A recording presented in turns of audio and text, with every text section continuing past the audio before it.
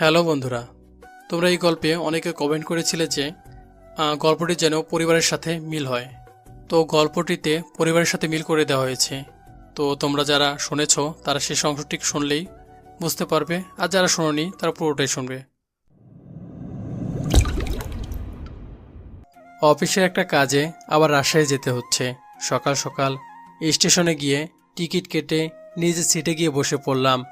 সিটে বসে সামনের দিকে তাকিয়ে অবাক হয়ে গেলাম, কারণ সামনে আমার ভাইয়া, ভাবি ও ভাবির কোলে একটা বাচ্চা। আব্বু, আম্মু, ভাবির বোন মায়া বসে আছে। আমি তাদের দেখে অবাক হলাম, তারাও আমাকে দেখে অনেক অবাক হলো। তবুও কেউ আমার সাথে কথা বলল না। কথা বলবে বা কী করে? 8 বছর আগে ভাবির একটা মিথ্যা নাটকের জন্য আমার পরিবার আমাকে ত্যায্যপুত্র করেছে। আমিও খুশি মনে তাদের ছেড়ে চলে এসেছি। এবার আমার পরিচয়টা দিই। আমি সাজ্জাদ কেয়ার, আপাতত একটা প্রাইভেট কোম্পানির এমডি। পরিবার থাকা সত্ত্বেও আমার কেউ নেই। খেয়াল করলাম ভাইয়া আমার দিকে তাকিয়ে আছে, বোধ হয় আমাকে কিছু বলবে। সেটা শোনার অপেক্ষা না করে ওখান থেকে চলে এলাম। আজকে আমার সাথে কথা বলে কোনো লাভ হবে না। 8 বছর আগে যদি আমার কথাটা শুনতো তাহলে হয়তো আজ তাদের সাথে কথা বলতাম, কিন্তু তারা আমার সাথে কথা বলেনি। আজকে আমিও তাদের সাথে কথা বলবো না। ট্রেনের দরজার কাছে দাঁড়িয়ে আছি এবং ভাবছি, ভাবি কেন আমার সাথে এমন করেছিল। তার উত্তর আজ অবশ্য অজানা, আর আমার জানারও ইচ্ছে নেই। ট্রেনের দরজার কাছে দাঁড়িয়ে বাইরের দিকে তাকিয়ে থাকতে থাকতে হঠাৎ করে আমার অতীত মনে পড়ে গেল। আচ্ছা চলুন দেরি না করে আপনাদের আমার অতীত বলি। 8 বছর আগে সবেমাত্র ইন্টার পরীক্ষা দিয়েছিলাম। পরিবার বলতে আব্বু, আম্মু, ভাইয়া। একদিন নিজের রুমে বসে ফেসবুক চালাচ্ছিলাম। তখন আব্বু আমার রুমে এসে আমার হাতে কয়েকটা বিয়ের কার্ড ধরিয়ে দিয়ে বললেন, এগুলো তোর বন্ধু বান্ধবকে দিয়ে বিয়েতে আসতে বলবি। আমি কার্ডগুলো একটা খুলে দেখলাম ভাইয়ার বিয়ের কার্ড। বিয়ের সময় দেখলাম পরশু। তুমি বিয়ে ঠিক করেছো, আমাকে বলবে না? তখন আব্বু আমার পাশে বসে বললেন, এই যে এখন বললাম। আচ্ছা, তুই কি তোর ভাইয়ের বিয়ে তো থাকবি না? আমি কার্ডগুলো টেবিলের উপর রেখে বললাম, আমাকে কি কখনো দেখেছো কারো বিয়েতে থাকতে? আমার এসব ভালো লাগে না, যার জন্য থাকি না। তখন আব্বু বললেন, ঠিক আছে, তুই যেহেতু থাকবি না, এতে তো আমার কিছু করার নেই। তাহলে কোথায় যাবি এবার? ভাবছি কক্সবাজার যাব। ঠিক আছে। আব্বু আর কিছু বললেন না, সে তার মতো চলে গেলেন। পরের দিন ভাইয়ার বিয়ের কার্ডগুলো আমার বন্ধুদের দিয়ে রাতে বাসে করে রওনা দিলাম কক্সবাজারের উদ্দেশ্যে। 5 দিন থেকে আবার রাতে বাসার উদ্দেশ্যে রওনা দিলাম। সকাল 9টার দিকে বাস থেকে নামলাম। তারপর একটা রিক্সা নিয়ে বাসার সামনে এসে কলিং বেল বাজালাম। একটু পর কেউ একজন এসে দরজা খুলল। মেয়েটির দিকে প্রথম নজরেই আমি হা হয়ে গেছি, একদম পরীর মতো দেখতে। আমি সেদিকে খেয়াল করলাম না, নিচের রুমে চলে গেলাম। মেয়েটি আমার ভাবিও হতে পারে, বলা যায় না। আমি এখনও ভাবির ছবি দেখিনি। রুমে এসে ফ্রেশ হয়ে তারপর ঘুমিয়ে পড়লাম। ঘুম ভাঙলো রাতে, তাই ফ্রেশ হয়ে নিলাম। ঘড়ির দিকে তাকিয়ে দেখি ডিনার করার টাইম হয়ে গেছে। তাই নিচে ডাইনিং টেবিলে গিয়ে দেখলাম সবাই বসে আছে। আমিও তাদের সাথে বসলাম। তবে আজকে ডাইনিংয়ে 2জন অচেনা মেয়ে বসে আছে। বুঝতে পারলাম একজন আমার ভাবি হবে, তবে আরেকজন কে হবে সেটা বুঝতে পারলাম না। চেয়ারে বসেছিলাম, তখন ভাইয়া মেয়েগুলোর ভিতরে একজনকে দেখিয়ে বলল, সাজ্জাদ, এটা তোর ভাবি। আমি ভাবির দিকে তাকিয়ে মিষ্টি একটা হাসি দিয়ে বললাম, ভাবি ভালো আছেন? ভাবি আমার দিকে বিরক্তিকর একটা ভাব নিয়ে বলল। হুম, ভালো আছি। আমি বুঝে গেলাম ভাবি আমার সাথে কথা বলতে চায় না, তাই আমি আর কিছু বললাম না। তারপর ভাইয়া আরেকটা মেয়ের সাথে আমাকে পরিচয় করিয়ে দিল। মানে সকালে যে দরজা খুলেছিল সে হলো আমার ভাবির বোন মায়া। মায়া আমার সাথে ভালোভাবে কথা বলল, কিন্তু ভাবি কেন যেন আমার সাথে কথা বলল না। আমিও তার সাথে কথা বলতে যাইনি। মায়ের সাথে কিছুক্ষণ গল্প করে নিজের রুমে গিয়ে ঘুমিয়ে গেলাম। পরের দিন বিকেলবেলা বাসার ছাদে গিয়ে দেখি মায়া এবং ভাবি দাঁড়িয়ে আছে। আমাকে ছাদে দেখা মাত্রই সে মায়াকে নিয়ে নিচে চলে গেল। আমি বুঝতে পারছি না যে সে আমার সাথে কেন এমন ব্যবহার করছে। অবশ্য তার চলে যাওয়া আমার ভালো হয়েছে। একা একা ছাদের উপর দাঁড়িয়েছিলাম, তখন মায়া আমার পাশে এসে দাঁড়িয়ে বলল। কি করছেন? আমি মায়ের দিকে না তাকিয়ে বললাম, তেমন কিছু না। তখন মায়া কিছুটা হাসি মুখ নিয়ে বলল, আচ্ছা, আপনাকে একটা প্রশ্ন করতে পারি? আমি মনে মনে বললাম, যখন থেকে এসেছেন প্রশ্ন তো করে চলেছেন, আবার এখন জিজ্ঞাসা করার কি আছে যে একটা প্রশ্ন করব? আমি কিছু বলছি না দেখে আমার বাম কাঁধ ধরে নাড়িয়ে বলল। কি হয়েছে, কিছু বলছেন না কেন? তখন আমি মায়ের দিকে তাকালাম, তারপর বললাম, বলেন কি বলবেন? তখন মায়া বলল, আপনি কিসে পড়েন? এবার ইন্টার ফাইনাল ইয়ারে পরীক্ষা দিয়েছি। আপনি? মায়া তখন খুশি হয়ে ওর হাত বাড়িয়ে দিয়ে বলল, আমিও। আচ্ছা, আমরা যেহেতু একই ক্লাসে পড়ি তাহলে কি ফ্রেন্ড হতে পারি? আমি মায়ের হাত না ধরে বললাম, হওয়া যায়। হঠাৎ করে মায়া আমার হাত ধরে তারপর বলল, যেহেতু ফ্রেন্ড হয়েছো তাহলে তুমি করে কথা বলি। আমি মায়ের কাছ থেকে হাতটা সারিয়ে নিয়ে বললাম, ঠিক আছে, বলবো। তারপর আমরা কিছুক্ষণ গল্প করে রুমে চলে এলাম। মায়া মেয়েটা অনেক মিশুক, সহজেই আমার সাথে মিশে গেছে। 7 দিন পর আজকে মায়া চলে যাচ্ছে, সাথে আমার ফ্যামিলির সবাই, শুধু আমি বাদে। একদিন রাতে ছাদে দাঁড়িয়েছিলাম, যখন নিচে নেমে রুমে যাব তখন ভাইয়ার রুম থেকে ভাবি ভাইয়াকে আমার ব্যাপারে কি যেন বলছে। আমি দরজায় কান লাগিয়ে দিলাম। তখন ভাইয়া ভাবিকে বলল। আচ্ছা, তুমি সবাইকে তোমার বাসায় যেতে বললে, কিন্তু সাজ্জাদকে যেতে বললে না কেন? তখন ভাবি ভাইয়াকে বলল, দেখো, তোমার ভাইকে আমি দু চোখে দেখতে পারি না। তার চেয়েও বড় কথা হলো, তোমার ভাইকে আমার ভালো লাগে না, যার জন্য ওকে যেতে বলিনি। তখন ভাইয়া কিছুটা রাগী কণ্ঠে বলল। কি কারণে ভালো লাগলো না সেটা একটু বলবে? তখন ভাবিও রাগী কণ্ঠে ভাইয়াকে বলে উঠল। সেটা বলতে পারবো না। তোমাকে বলেছি তোমার ভাইকে ভালো লাগে না, মানে লাগে না, এটা নিয়ে আর কোনো কথা আমি শুনতে চাই না। ভাবির এমন কথা শুনে ভাইয়া আর কিছু বলল না। ভাবির এমন কথাগুলো শুনে আমার পায়ের নিচ থেকে মাটি সরে যাওয়ার মতো অবস্থা। জানি না ভাবি আমাকে পছন্দ করে না কেন। ভাবির কথা শুনে ভালো লাগছে না, তাই রুমে না গিয়ে আবার ছাদে গেলাম। ছাদে গিয়ে ভাবির বলা কথাগুলো ভাবছি। তখন হঠাৎ করে কেউ একজন আমার পিছনে এসে দাঁড়ালো। পিছনে তাকে দেখি মায়া দাঁড়িয়ে আছে। মায়ের দিকে তাকানো মাত্র মায়া আমার হাতে একটা চিঠি ধরিয়ে দিয়ে চলে গেল। আমি চিঠিটা খুলে পড়তে লাগলাম। চিঠিতে লেখা ছিল, তোমাকে প্রথম যেদিন দেখি সেদিন তোমাকে ভালো লাগে, আর তোমার সাথে থাকতে থাকতে এতদিন তোমাকে ভালোবেসে ফেলেছি, তাই আই লাভ ইউ হিতে, মায়া। চিঠিটা পড়ে আমি কিছুক্ষণ ঘরের ভিতরে ছিলাম। সত্যি বলতে আমিও মায়াকে ভালোবেসে ফেলেছি, তাই ওকে হ্যাঁ বলে দিব। তবে আজকে আর বলবো না, পরে এক সময় বলে দিব। তারপর আমি ছাদ থেকে নেমে সোজা রুমে এসে ঘুমিয়ে গেলাম। সকালে সবাই ভাবির বাসাতে গেল, শুধু আমি বাদে। সবাই চলে যাওয়ার পর আমি রুমে এলাম। তখন আমার ফোনটা বেজে উঠল। পকেট থেকে বের করে দেখি মায়া ফোন করেছে। আমি কলটা রিসিভ করতেই ওপাশ থেকে মায়া বলে উঠল। কি মিস্টার, আমার প্রশ্নের উত্তর কোথায়? আমি কোনো কিছু না ভেবে বলে দিলাম, আই লাভ ইউ টু। ওপাশ থেকে মায়া খুশি হয়ে বলল, সত্যি? এইভাবে শুরু হয়েছিল আমাদের ভালোবাসা। দেখতে দেখতে 20টা দিন কেটে গেছে। আমাদের কথা এখনো কাউকে জানায়নি। আর ভাবি তো এখন আমাকে দেখতে পারে না। 1 মাস পর হঠাৎ করে মায়া আমাকে কল করলো। আমি কলটা রিসিভ করলাম। তখন ওপাশ থেকে মায়া বলল, কালকে আমি তোমাদের বাসায় আসবো। ঠিক আছে, এসো, কোনো সমস্যা নেই। তারপর আরও কিছু কথা বলে কলটা রেখে দিলাম। পরদিন সকালে ছাদে বসেছিলাম, এমন সময় কেউ একজন আমার পাশে এসে বসে আমার হাত ধরল। আমি তাদেরকে তাকিয়ে দেখে মায়া, তাই আমি বললাম, তুমি কখন এসেছো?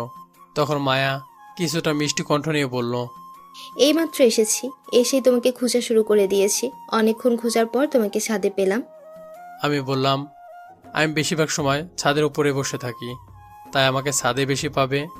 তারপর আমরা দুজন বসে অনেক কথা বলতে লাগলাম। অনেকক্ষণ কথা বলার পর হঠাৎ করে ভাবি আমাদের পিছনে এলো। ভাবি আসার সময় আমি খেয়াল করছিলাম।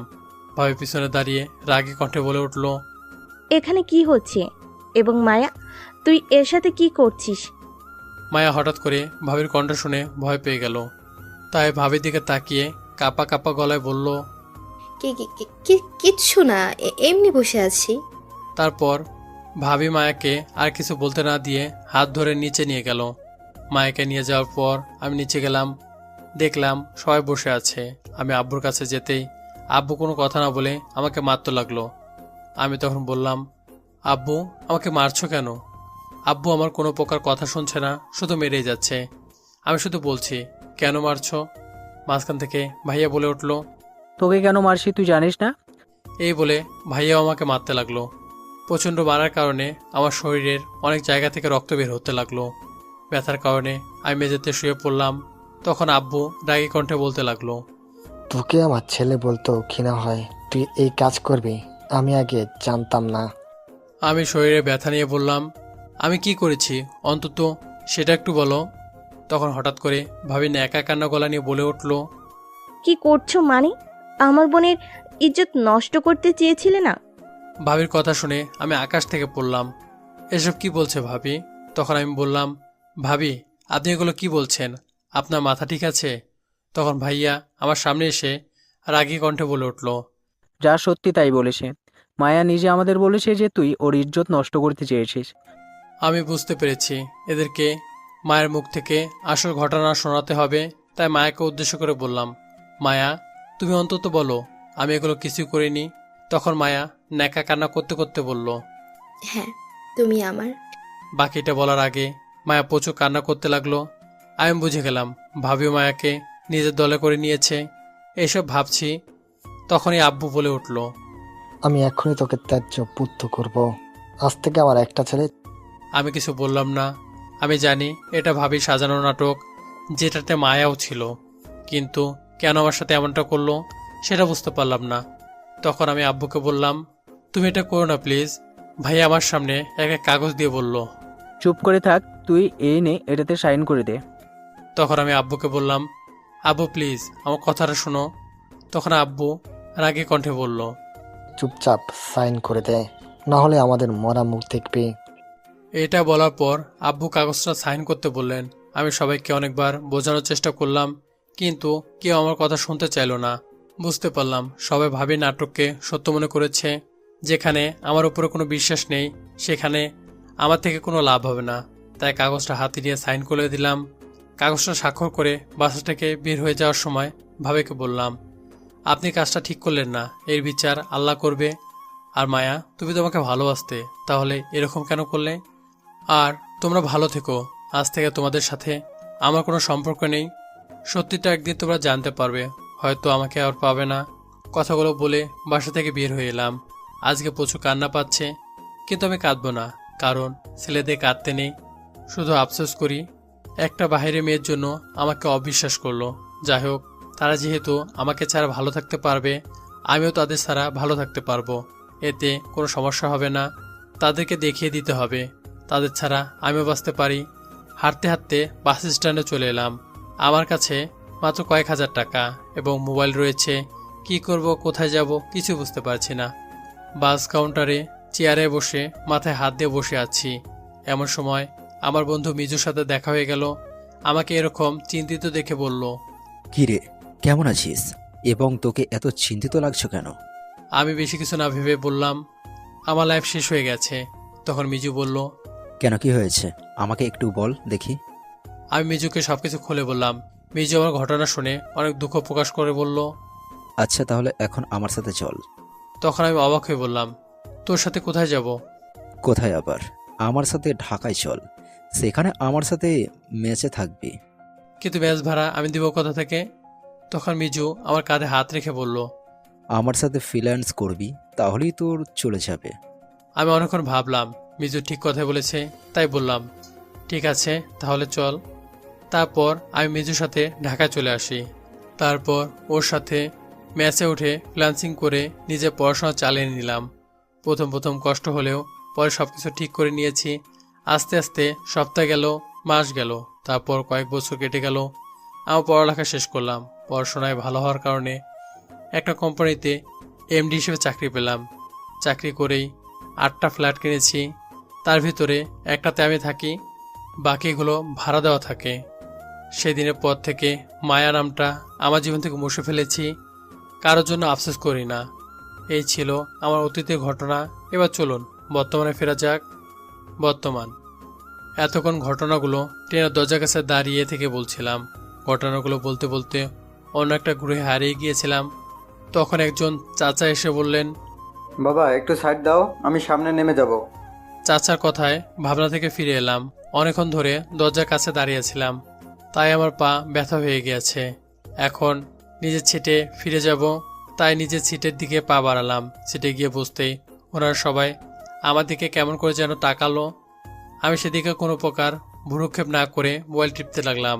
হঠাৎ করে ভাই আমাকে বলে উঠল। ভাই, কেমন আছিস এবং কোথায় ছিলি এত বছর? ভাইয়ার কণ্ঠ শুনে আমি রাগী কণ্ঠে বললাম, আপনি আমাকে কোন সূত্রে ভাই বলছেন? আমি কারো ভাই না, আমার কেউ নেই, আমি এতিম, এটা আপনি জানেন না? এমন কণ্ঠ এবং কথা শুনে ভাইয়া আমাকে আর কিছু বলল না। সন্ধ্যার দিকে ট্রেন আমার গন্তব্যস্থানে এসে থামলো। আমি আমার মতো ট্রেন থেকে নেমে গেলাম। এই স্টেশনে ওনারাও নামবে। সারাদিনে তারা অনেকবার আমার সাথে কথা বলতে এসেছে, তবে আমি তাদের সাথে কোনো প্রকার কথা বলিনি। স্টেশন থেকে বাইরে এসে গাড়িতে উঠলাম। অফিস থেকে আমার জন্য গাড়ি পাঠানো হয়েছে। গাড়িতে উঠে দীর্ঘ একটা শ্বাস ফেলে মনে মনে বললাম, আজকে আমারও এমন একটা হাসি খুশি পরিবার থাকতো, তবে সবার ভাগ্যে সেটা হয় না। স্যার, আমরা চলে এসেছি। গাড়ির জানালা দিয়ে বাইরের দিকে তাকিয়ে পরিবারের কথাগুলো ভাবছিলাম। এমন সময় ড্রাইভার কথাটা বলে উঠল। আমি চারিদিকে তাকিয়ে দেখি বাসার সামনে চলে এসেছি। তাই গাড়ি থেকে নেমে ড্রাইভারের থেকে দরজার চাবিটা নিলাম। আমার থাকার জন্য অফিস থেকে একটা বাসা ঠিক করে দিয়েছে। আমি এইমাত্র সেই বাসাটায় উঠলাম। চাবি দিয়ে দরজা খুলে বাসায় ঢুকলাম। বাসাটার চারিদিকে তাকিয়ে দেখলাম অনেক বড় বাসা। যাই হোক, সারা বাসাটা ঘুরে দেখলাম না। ব্যাগটা রেখে ওয়াশরুমে চলে গেলাম ফ্রেশ হতে। ফ্রেশ হয়ে বাসা বাইরে এলাম। এখন রেস্টুরেন্টে যাব, কারণ এখানে খাওয়ার কোনো ব্যবস্থা নেই। ও তার চেয়ে বড় কথা হলো আমি রান্না করতে পারি না। সবসময় খাবার রেস্টুরেন্ট থেকে কিনে খাই। বাসা ভিতর থেকে বের হয়ে রাস্তা দিয়ে হেঁটে যাচ্ছিলাম। এই কয়েক বছরে রাস্তাঘাটগুলো অনেক বদলে গেছে, নতুন নতুন রাস্তা তৈরি হয়েছে। আমার গন্তব্য ছিল রেস্টুরেন্টে যাওয়া, তাই সেদিকে রাস্তা ধরে হাঁটতে লাগলাম। একটু পর একটা বাড়ি দেখে থেমে গেলাম। বাড়িটার কারণা আমাদের ছিল। বাড়ির সবকিছু আগের মতোই আছে। কিছুক্ষণ চোখ বুলিয়ে নিলাম বাড়িটার উপর। চোখটা ছাদে পড়তেই দেখলাম একটা মেয়ে এবং একটা ছেলে দাঁড়িয়ে কথা বলছে। অন্ধকার থাকায় মুখটা ভালোভাবে দেখতে পেলাম না। বাসার দরজা দেখে মনে হলো কেউ বোধহয় বাসা থেকে বের হবে, তাই ওখান থেকে হাঁটা শুরু করলাম। আমি কাউকে দেখাতে চাই না যে আমি এই শহরে আছি। জোরে জোরে হাঁটছি। 5 মিনিট পর একটা রেস্টুরেন্টের সামনে এসে গেলাম। তারপর রেস্টুরেন্টে গিয়ে খাবার খেয়ে নিলাম। বিলটা দিয়ে বাইরে এলাম। বাসা যাওয়ার জন্য একটা রিক্সা রাখ দিব। এমন সময় আমার বয়সের একজন আমার কাছে এসে বলল, আপনি কি সাজ্জাদ? কথাটি বলার পর আমি ছেলেটার দিকে কিছুক্ষণ তাকিয়ে থেকে চেনার চেষ্টা করলাম। মুখ ভর্তি দাড়ি, বড় বড় চুল, কিন্তু চেহারাটা অনেকবার দেখেছি, তাই বললাম, হ্যাঁ আমি সাজ্জাদ, কিন্তু আপনি কে? আপনাকে তো চিনলাম না। তখন ছেলেটি খুশি হয়ে আমাকে বলল, আমাকে চিনতে পারছিস না? আমি তোর বন্ধু নিলয়, কলেজে যে একসাথে পড়তাম। নিলয় নামটা শুনে মনে পড়ল কলেজে আমার একটা বন্ধু ছিল, ওর নাম ছিল নিলয়, কিন্তু এখন বড় বড় দাড়ি থাকার কারণে তাকে চিনতে পারিনি।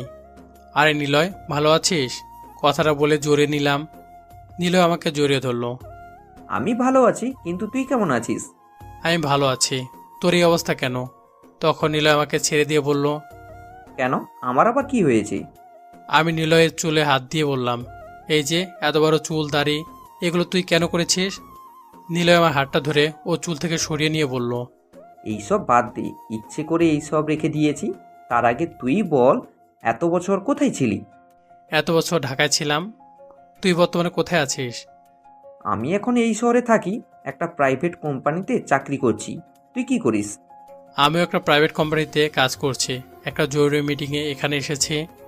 ও আচ্ছা, তুই হঠাৎ করে এখান থেকে চলে গিয়েছিলি কেন? তোর বাসার কাউকে বললে বলতো আমরা জানি না। কি হয়েছিল বলতো? তখন আমি নিলয়ের কাঁধে হাত রেখে ওর সাথে হাঁটতে লাগলাম। সেটা অনেক বড় একটা ঘটনা, একসময় না হয় তোকে বলবো। তখন নিলয় ভ্রুকুচকে বলল, না, তুই এখন বল, কি কারণে তুই এখান থেকে চলে গিয়েছিলি? এরপর আমি বাড়তি কোনো কথা না বলে নিলয়কে সবকিছু খুলে বললাম। আমার ঘটনা শুনে নিলয় বলল, ছি, তোর ভাবি তোর সাথে এই কাজটা একদম ঠিক করেনি। আমি কালকেই তোর বাসায় গিয়ে তোদের সকলকে সব সত্য বলে আসবো। সাথে সাথে নিলয়কে বাধা দিয়ে বললাম, আমার জীবন থাকতে তুই কখনো এইসব কথা তাদের বলবি না। নিলয় কিছুটা অবাক হয়ে বলল, কিন্তু কেন? তাদেরকে এখন বলে কোনো লাভ হবে না। তাদেরকে ছাড়াই আমি চলতে শিখে গেছি, নিজের পায়ে দাঁড়িয়েছি, এখন তাদের দরকার নেই। তুই সব কিছু ভেবে বলছিস তো? কোনো দিন তো তাদের ক্ষমা করতে হবে, তুই কি করবি না? এবার কিছুটা বিরক্ত ভাব নিয়ে বললাম, আমার কাছে তাদের কোনো ক্ষমা নেই, তাদেরকে তাদের মতো থাকতে দে, আমাকে আমার মতো। তুই মাঝখানে এসে সমস্যার সৃষ্টি করবি না প্লিজ। নিলয় আমার কথাগুলো বুঝতে পেরে বলল, আমি বুঝতে পেরেছি, এই বিষয়ে আর কথা বলবো না, কেমন? এই বিষয়ে কথা না বললে আমি সবচেয়ে বেশি খুশি হব। ঠিক আছে, বাদ দে। এখন কোথায় থাকিস এবং কয়েকদিন থাকবি এখানে? এখন কুঞ্জনিবাসে থাকছি এবং অফিসের কাজ শেষ হলে আমি চলে যাব। তাহলে চল আমার বাসায় যাওয়া যাক। না, এখন আর কারো বাসায় যাব না, গিয়ে এখন ঘুমাবো। অনেকটা রাস্তায় এসেছি, ভালো লাগছে না। ও, তাহলে এখন বাসায় চলে যাবি নাকি? হ্যাঁ, এখন বাসায় যাব। তুই কোথায় যাবি? আমিও বাসাতেই যাব, তাহলে চল যাওয়া যাক। তারপর আমি এবং নিলয় একসাথে হাঁটতে লাগলাম। নিলয়ের বাসা আমার বাসার পাশেই, তাই আমার সাথে যাচ্ছে। দুজন নানা বিষয়ে গল্প করতে করতে যাচ্ছিলাম। হঠাৎ করে ভাইয়ের সাথে দেখা। ভাইয়া আমাকে দেখে বোধহয় কিছুটা অবাক হলো, তবে কথা বলতে এলো না। আমিও নিজে থেকে কথা বলতে গেলাম না, কারণ তাদের কারোর সাথে কথা বলার ইচ্ছে নেই আমার।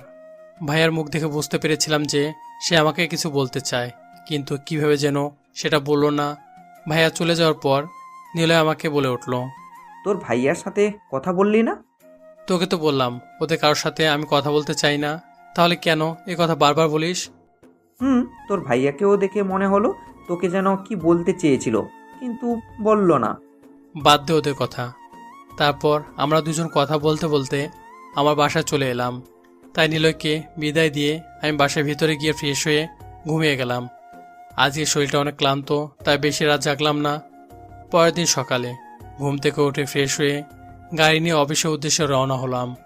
অফিসে যাওয়ার পথে একটা রেস্টুরেন্টে গাড়ি থামিয়ে নাস্তা করে অফিসে চলে গেলাম। অফিসে আসার পর পিয়ন এসে আমাকে ইন্টারভিউ রুমে নিয়ে গেল।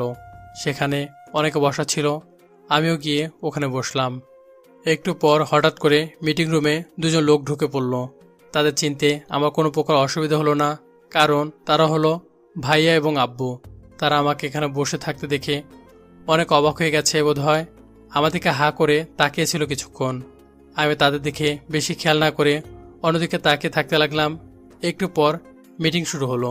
মিটিং শেষ হতে প্রায় দুপুর 2টা বেজে গেল। এর ভিতর ভাইয়া ও আব্বু অনেকবার কথা বলতে চেয়েছে, কিন্তু আমি কথা বলিনি।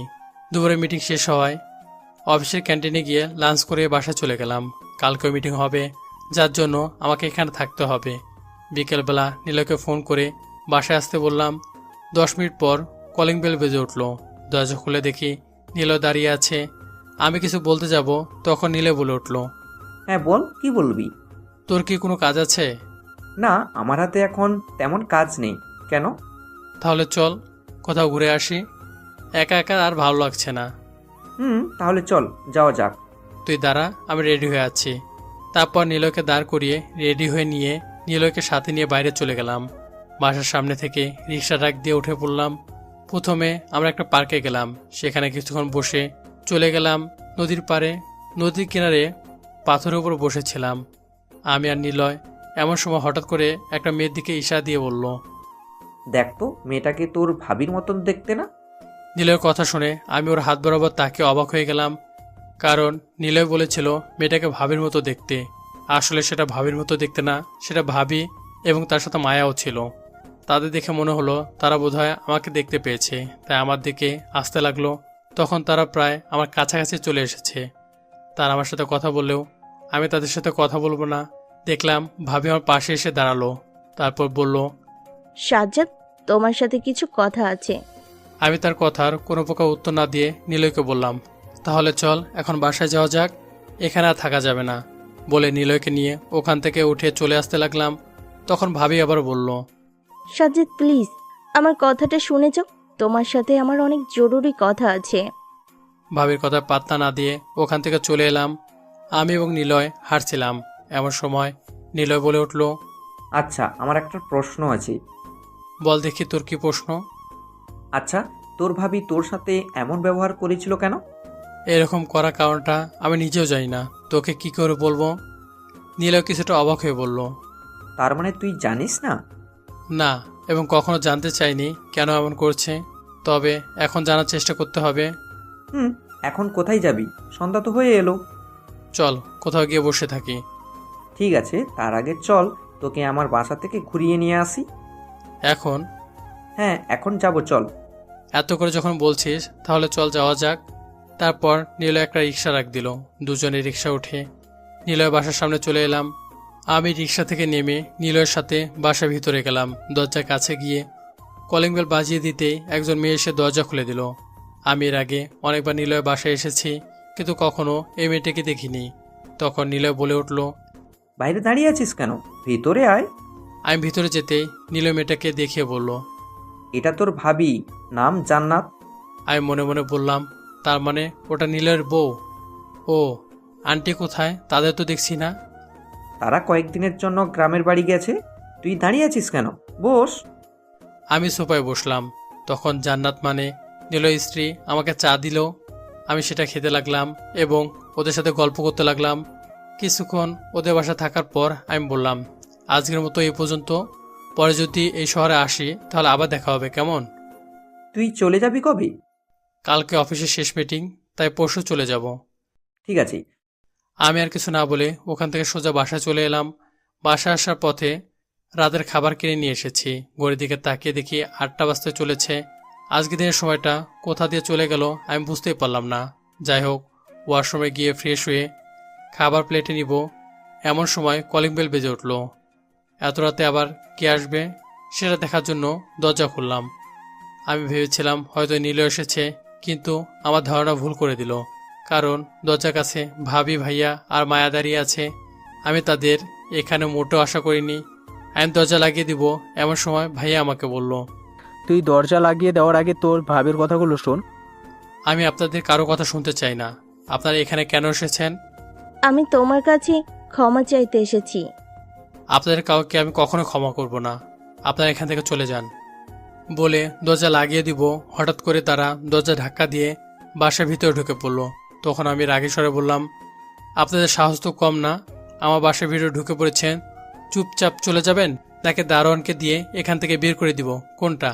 তখন ভাবি কিছুটা কান্না কান্না ভাব নিয়ে বলল, তুমি আমাদের কথাগুলো শুনলে আমরা চলে যাব।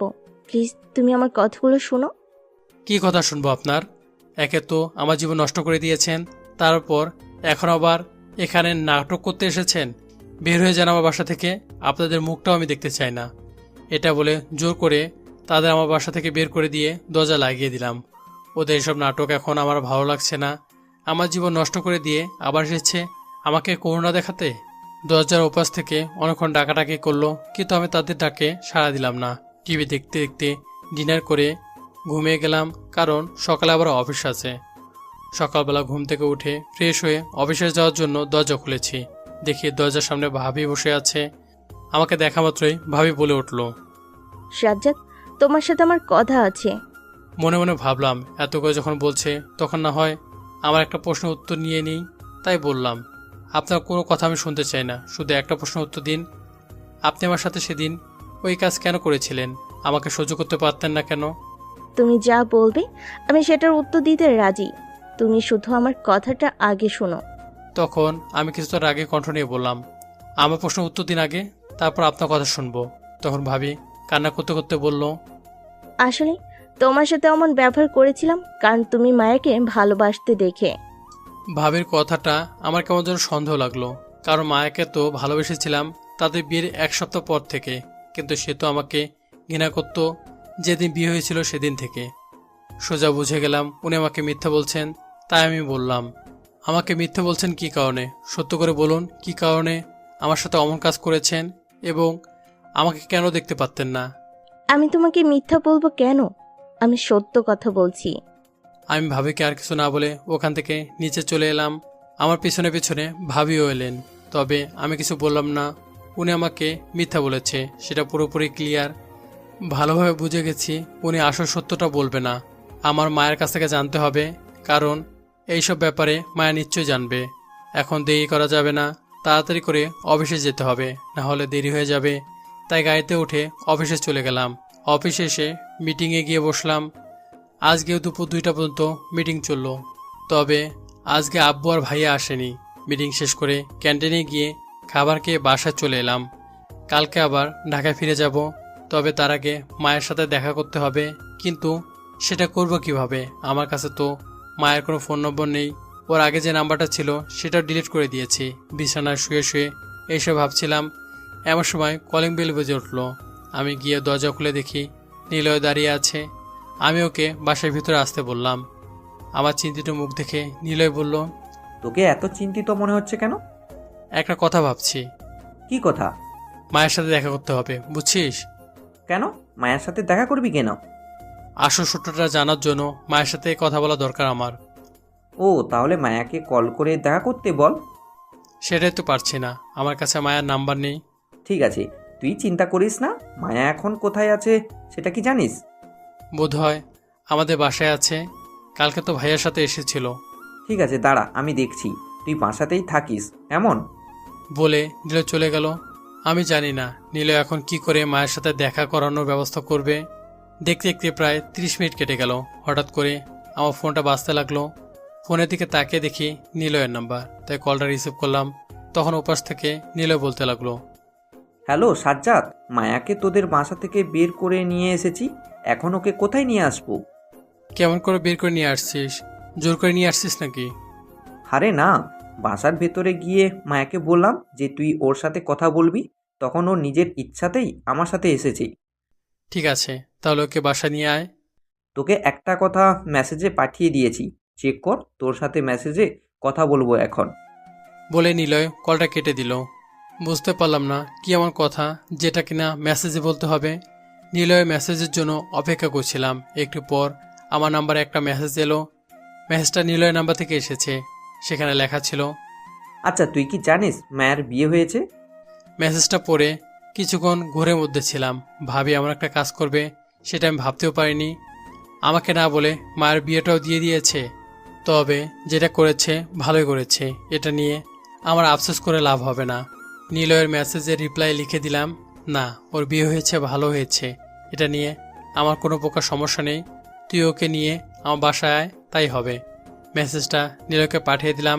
একটু পর বাসার কলিং বেল বেজে উঠল। দরজা খুলে দেখি নিলয় মায়াকে নিয়ে দাঁড়িয়ে আছে। আমি ওদের বাসার ভিতরে আসতে বললাম।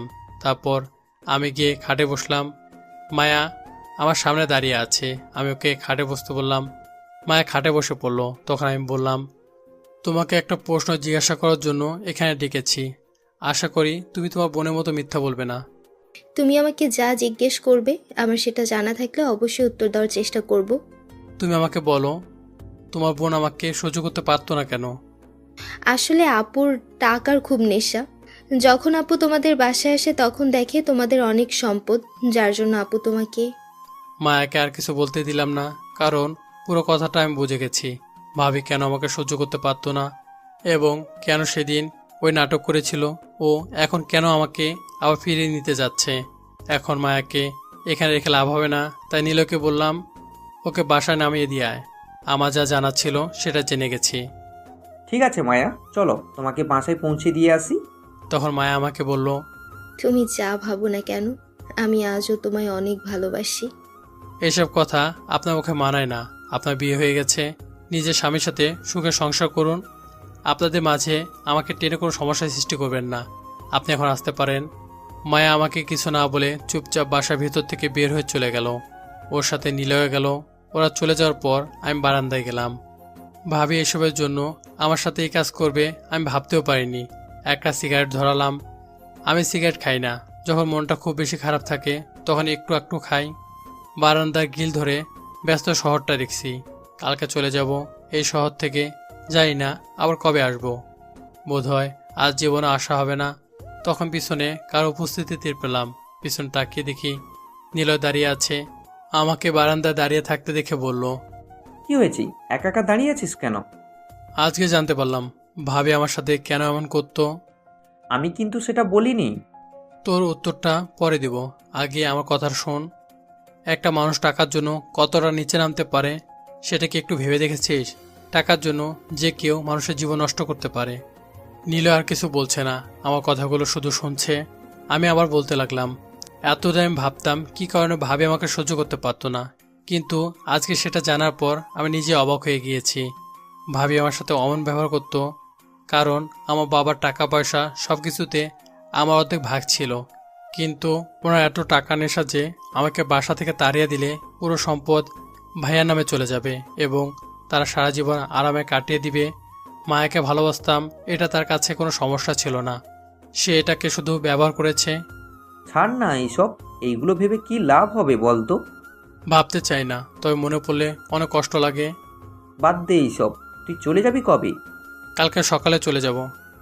ও আচ্ছা, তাহলে থাক বাসায়, চলে যাই, কালকে সকালে না হয় দেখা হবে। ঠিক আছে, যা। তারপর নিলয় চলে গেল। আমি ল্যাপটপ নিয়ে অফিসে কিছু কাজ করতে লাগলাম।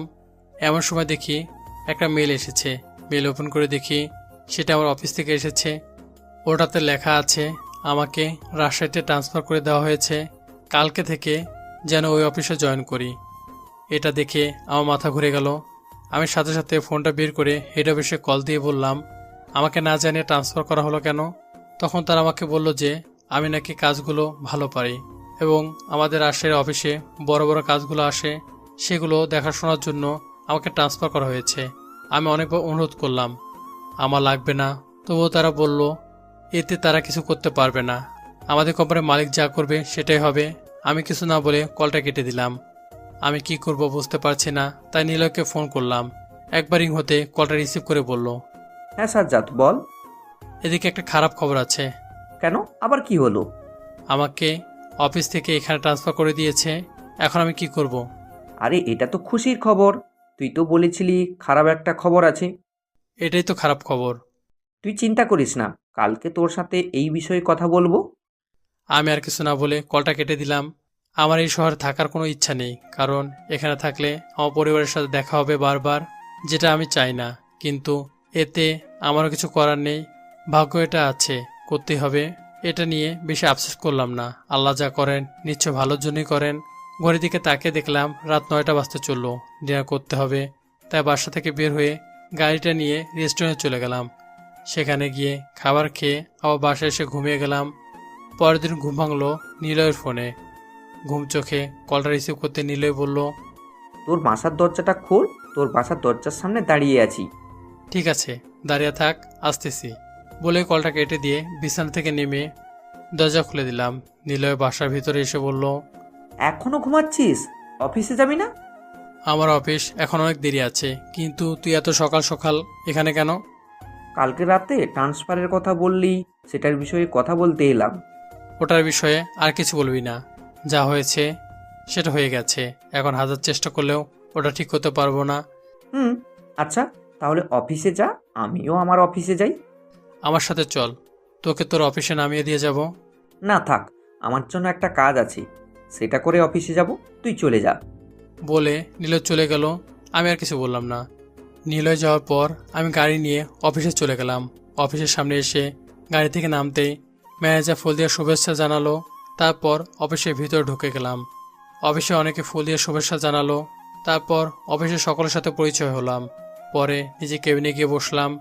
কেবিনে বসে ম্যানেজারের কাছ থেকে সব কিছু হিসাব নিচ্ছিলাম। তখন একজন কেবিনে এসে বলল স্যার, ভেতরে আসতে পারি? আমি তাকে ভিতরে আসতে বললাম। ভিতরে আসার পর আমি তার দিকে তাকালাম। তাকে দেখে পুরো অবাক হয়ে গেলাম, কারণ সেটা আর কেউ না, সেটা হলো নিলয়। কি ব্যাপার, তুই এখানে? আমাকে এখানে দেখে নিলয় আরও অবাক হয়ে বলল আমি তো এখানে কাজ করছি, কিন্তু তুই এখানে কি করছিস? আমিও তো এই কোম্পানিতে কাজ করি। তুই এখানে কাজ করিস? আগে তো জানতাম না। যাই হোক, ভালো হয়েছে, অন্তত একজনকে পাওয়া গেল। তুই কি বলতে এসেছিস? কিচ্ছু না, এমনি নতুন বসকে এটা দেখতে এসেছি। ও আচ্ছা। তারপর নিলয় কেবিন থেকে চলে গেল। ম্যানেজার আমাকে কাজ বুঝিয়ে দিয়ে চলে গেল। তারপর আমি কাজ করতে লাগলাম। সারাদিন অফিসে কাজ করে বিকালবেলা অফিস থেকে বের হলাম। আজকে বাসা যেতে ইচ্ছে করলো না, তাই পার্কে চলে গেলাম। পার্কে গিয়ে একটা বেঞ্চে বসতে যাব, তখনই হঠাৎ একটা মেয়ের সাথে ধাক্কা লাগলো, যার ফলে দুজনে পড়ে গেলাম। আমি মেয়েটার দিকে তাকালাম, দেখলাম মেয়েটা উঠে দাঁড়ালো। তাই আমি উঠে দাঁড়িয়ে বললাম আপনি কে এবং আমাকে ধাক্কা দিলেন কেন? তখন মেয়েটা কয়েকবার পিছনে তাকিয়ে ভয়ে ভয়ে বলল আসলে আমাকে কয়েকটা ছেলে ডিস্টার্ব করছিল, ওদের থেকে পিছু ছাড়াতে গিয়ে আপনার সাথে ধাক্কা লেগে গেছে। ছেলেগুলো কোথায় আছে আমাকে একটু বলুন তো। মেয়েটি চারপাশে একবার তাকিয়ে চোখ বুলিয়ে নিল। ওদেরকে দেখতে পাচ্ছি না, বোধহয় এখান থেকে চলে গেছে। আচ্ছা, আপনি এখানে এসেছিলেন কেন? এমনি একটু ঘুরতে এসেছিলাম, বাসায় ভালো লাগছিল না তাই। ও, বলে আমি বেঞ্চে বসলাম, কিন্তু আমাকে অবাক করে দিয়ে মেয়েটি আমার পাশে বসলো। তারপর আমাকে বলতে লাগলো। আমার নাম নীলা, আপনার নাম কি? আমি স্বাভাবিকভাবে উত্তর দিলাম, আমার নাম সাজ্জাদ। তখন মেয়েটি মানে নীলা আমাকে বলল, আচ্ছা, আপনি এখানে কোথায় থাকেন? আপনাকে তো আগে এখানে দেখিনি। আমি কুঞ্জভিলায় থাকি। এবং আমাকে এখানে কিভাবে দেখবেন? আমি তো এখানে থাকি না, কয়েকদিন আগে এসেছি। অনেক বছর আগে এখানে থাকতাম, কিন্তু একটা সমস্যার কারণে আমি চলে গিয়েছিলাম। ও, আপনার পরিবারে কে কে আছে? আমার কেউ নেই, আমি একা। কেন, আপনার বাবা মার কি হয়েছে? আমি মাথা নিচু করে বললাম, তারাও আছে, তবে তারা আমাকে নিজের সন্তান থেকে বঞ্চিত করেছে। নীলা অনেকটা অবাক হয়ে বলল, আপনার সাথে কি হয়েছিল সেটা একটু বলবেন? সেটা শুনে আপনি কি করবেন? নীলা একটু অভিমান করে বলল, ঠিক আছে, বলা লাগবে না। আচ্ছা, আপনি কি করেন? জব করি। আপনি কি বিরক্ত বোধ করছেন আপনাকে এসব কথা বলছি দেখে? আরে না, বিরক্ত বোধ করবো কেন? সেটা আমার থেকে আপনি ভালো জানবেন। আচ্ছা, আমরা কি বন্ধু হতে পারি? আমি প্রথম দেখায় কারোর সাথে বন্ধুত্ব করি না, পরবর্তীতে দেখা হলে তাহলে বন্ধুত্ব করব, কেমন? নীলা হাসতে হাসতে বলল, আপনি যেন কেমন কোনো কিছুতেই আগ্রহ নেই। আমি যে আপনার সাথে কথা বলছি, আপনি আমাকে কোনো গুরুত্ব দিচ্ছেন না। আমি বসা থেকে উঠে দাঁড়িয়ে বললাম, আচ্ছা তাহলে থাকেন, আমাকে বাসায় যেতে হবে। আপনার সাথে কথা বলে ভালো লাগলো। নীলা বসা থেকে উঠে দাঁড়াতে দাঁড়াতে বলল, আচ্ছা, আপনার নাম্বারটা দেওয়া যাবে? বলছিলাম না প্রথম দেখায় কাউকে কোনো কিছু দেই না। তাহলে আবার কবে দেখা হবে? যেদিন নিয়তি চাইবে সেদিন দেখা হবে। বলে ওখান থেকে গাড়ি নিয়ে বাসায় চলে এলাম। বাসায় এসে ফ্রেশ হয়ে বাইরে নিলয়কে কল দিলাম। রিং হওয়ার কিছুক্ষণ পর নিলয় কলটা ধরলো। তখন আমি বললাম, কোথায় আছিস? আছি চৌরাস্তায় বসে। তুই কোথায়? ঠিক আছে, তুই থাক, আমি আসতেছি। বলে কলটা কেটে দিয়ে হাঁটতে লাগলাম। ঘড়ির দিকে তাকিয়ে দেখলাম সন্ধ্যা 7টা বাজে। হেঁটে চৌরাস্তার দিকে যাচ্ছিলাম। হঠাৎ করে কে একজন পিছন থেকে আমার হাতটা ধরলো। আমি তাকিয়ে দেখি ভাইয়া, আব্বু, আম্মু দাঁড়িয়ে আছে। আজ অনেকদিন পর আবার তাদের দেখলাম, তবে কিছু বললাম না। তখন ভাইয়া বলতে লাগলো, আবু তোকে কিছু বলবে। কি বলবে সেটা একটু তাড়াতাড়ি বলুন, আমার হাতে সময় নেই। তখন আব্বু বলল, তুই আমাদের সাথে বাসায় ফিরে চল, এভাবে আর কদিন থাকবি? যতদিন বেঁচে থাকবো ততদিন আমি এভাবে থাকবো। আপনাদের বাসায় যাওয়ার আমার কোনো ইচ্ছে নেই, এবং আপনারা প্লিজ আমার সাথে কথা বলতে আসবেন না। দেখ, আমরা ভুল করেছি সেটা মানছি। আমরা এখনো সত্যি জানি না। আমাদের বিশ্বাস তুই এমন কিছু করিসনি, তাই তোকে বাসায় নিয়ে যেতে এসেছি। আমি রেগে গিয়ে বললাম, যেহেতু আসল সত্যটা জানেন না, তাহলে আমাকে বাসা নিয়ে যাওয়ার চিন্তা করছেন কিভাবে? আমি বলেছি আমি আপনাদের বাসা যাব না। এরপর থেকে আমার সাথে কথা বলতে আসবেন না প্লিজ। এটা বলে ওখান থেকে হাঁটা শুরু করলাম। আমার এমন রাগীভাবে কথা বলা দেখে রাস্তায় অনেক মানুষ আমাদের দিকে তাকিয়েছিল, কিন্তু আমি সেদিকে পাত্তা না দিয়ে চলে এলাম। তার এখন বুঝতে পারবে কষ্ট কাকে বলে। এখন সত্যটা জানে না, তাই এই অবস্থা। যখন পুরো ঘটনা জানবে তখন তো তাদের পাওয়া যাবে না। পিছনে তাকিয়ে দেখলাম তারা এখনো ওখানে দাঁড়িয়ে আছে, তাই সেদিকে বেশি মনোযোগ না দিয়ে চৌরাস্তায় গিয়ে নীলয়কে কল দিয়ে জিজ্ঞাসা করলাম, কোথায় আছিস? নীলয় আমাকে ঠিকানা বলল। আমি ওই জায়গা মতো চলে গেলাম। নীলয় একটা ফুলের দোকানে কি যেন কথা বলছে। ফুলের দোকানে কিসের জন্য এসেছে সেটা জানার জন্য বললাম, তুই এখানে কিসের জন্য এসেছিস? কালকে আমাদের প্রথম বিবাহ বার্ষিকী, তাই বাসায় ছোটোখাটো একটা পার্টি রেখেছি, তাই ফুল নিচ্ছি, বাসা সাজাবো। ও, কাল শুক্রবার আছে, বিকেলের দিকে চলে আসিস, কেমন? ঠিক আছে, আসার চেষ্টা করব। চেষ্টা করলে হবে না, তোকে আসতেই হবে। এখন চল, অনেক কিছু কেনাকাটা করা লাগবে, সেইগুলো কিনে নিয়ে আসি। তারপর নীলের সাথে গেলাম কেনাকাটা করতে। নীলে অনেক কিছু কিনলো। কেনাকাটা শেষ করে দুজন রিক্সা উঠে বাসার দিকে যেতে লাগলাম।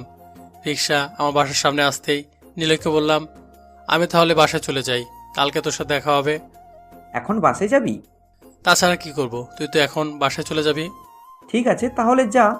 ওকে বলে রিক্সাওয়ালা মামাকে রিক্সা থামাতে বললাম। রিক্সা থামানোর পর আমি রিক্সা থেকে নেমে ভাড়া দিতে যাব, এমন সময় নিলয় বলল, তোর ভাড়া দেওয়া লাগবে না, আমি ভাড়া দিব, তুই বাসায় চলে যা। ভাড়াটা আমি দিয়ে দিচ্ছি, সমস্যা কি?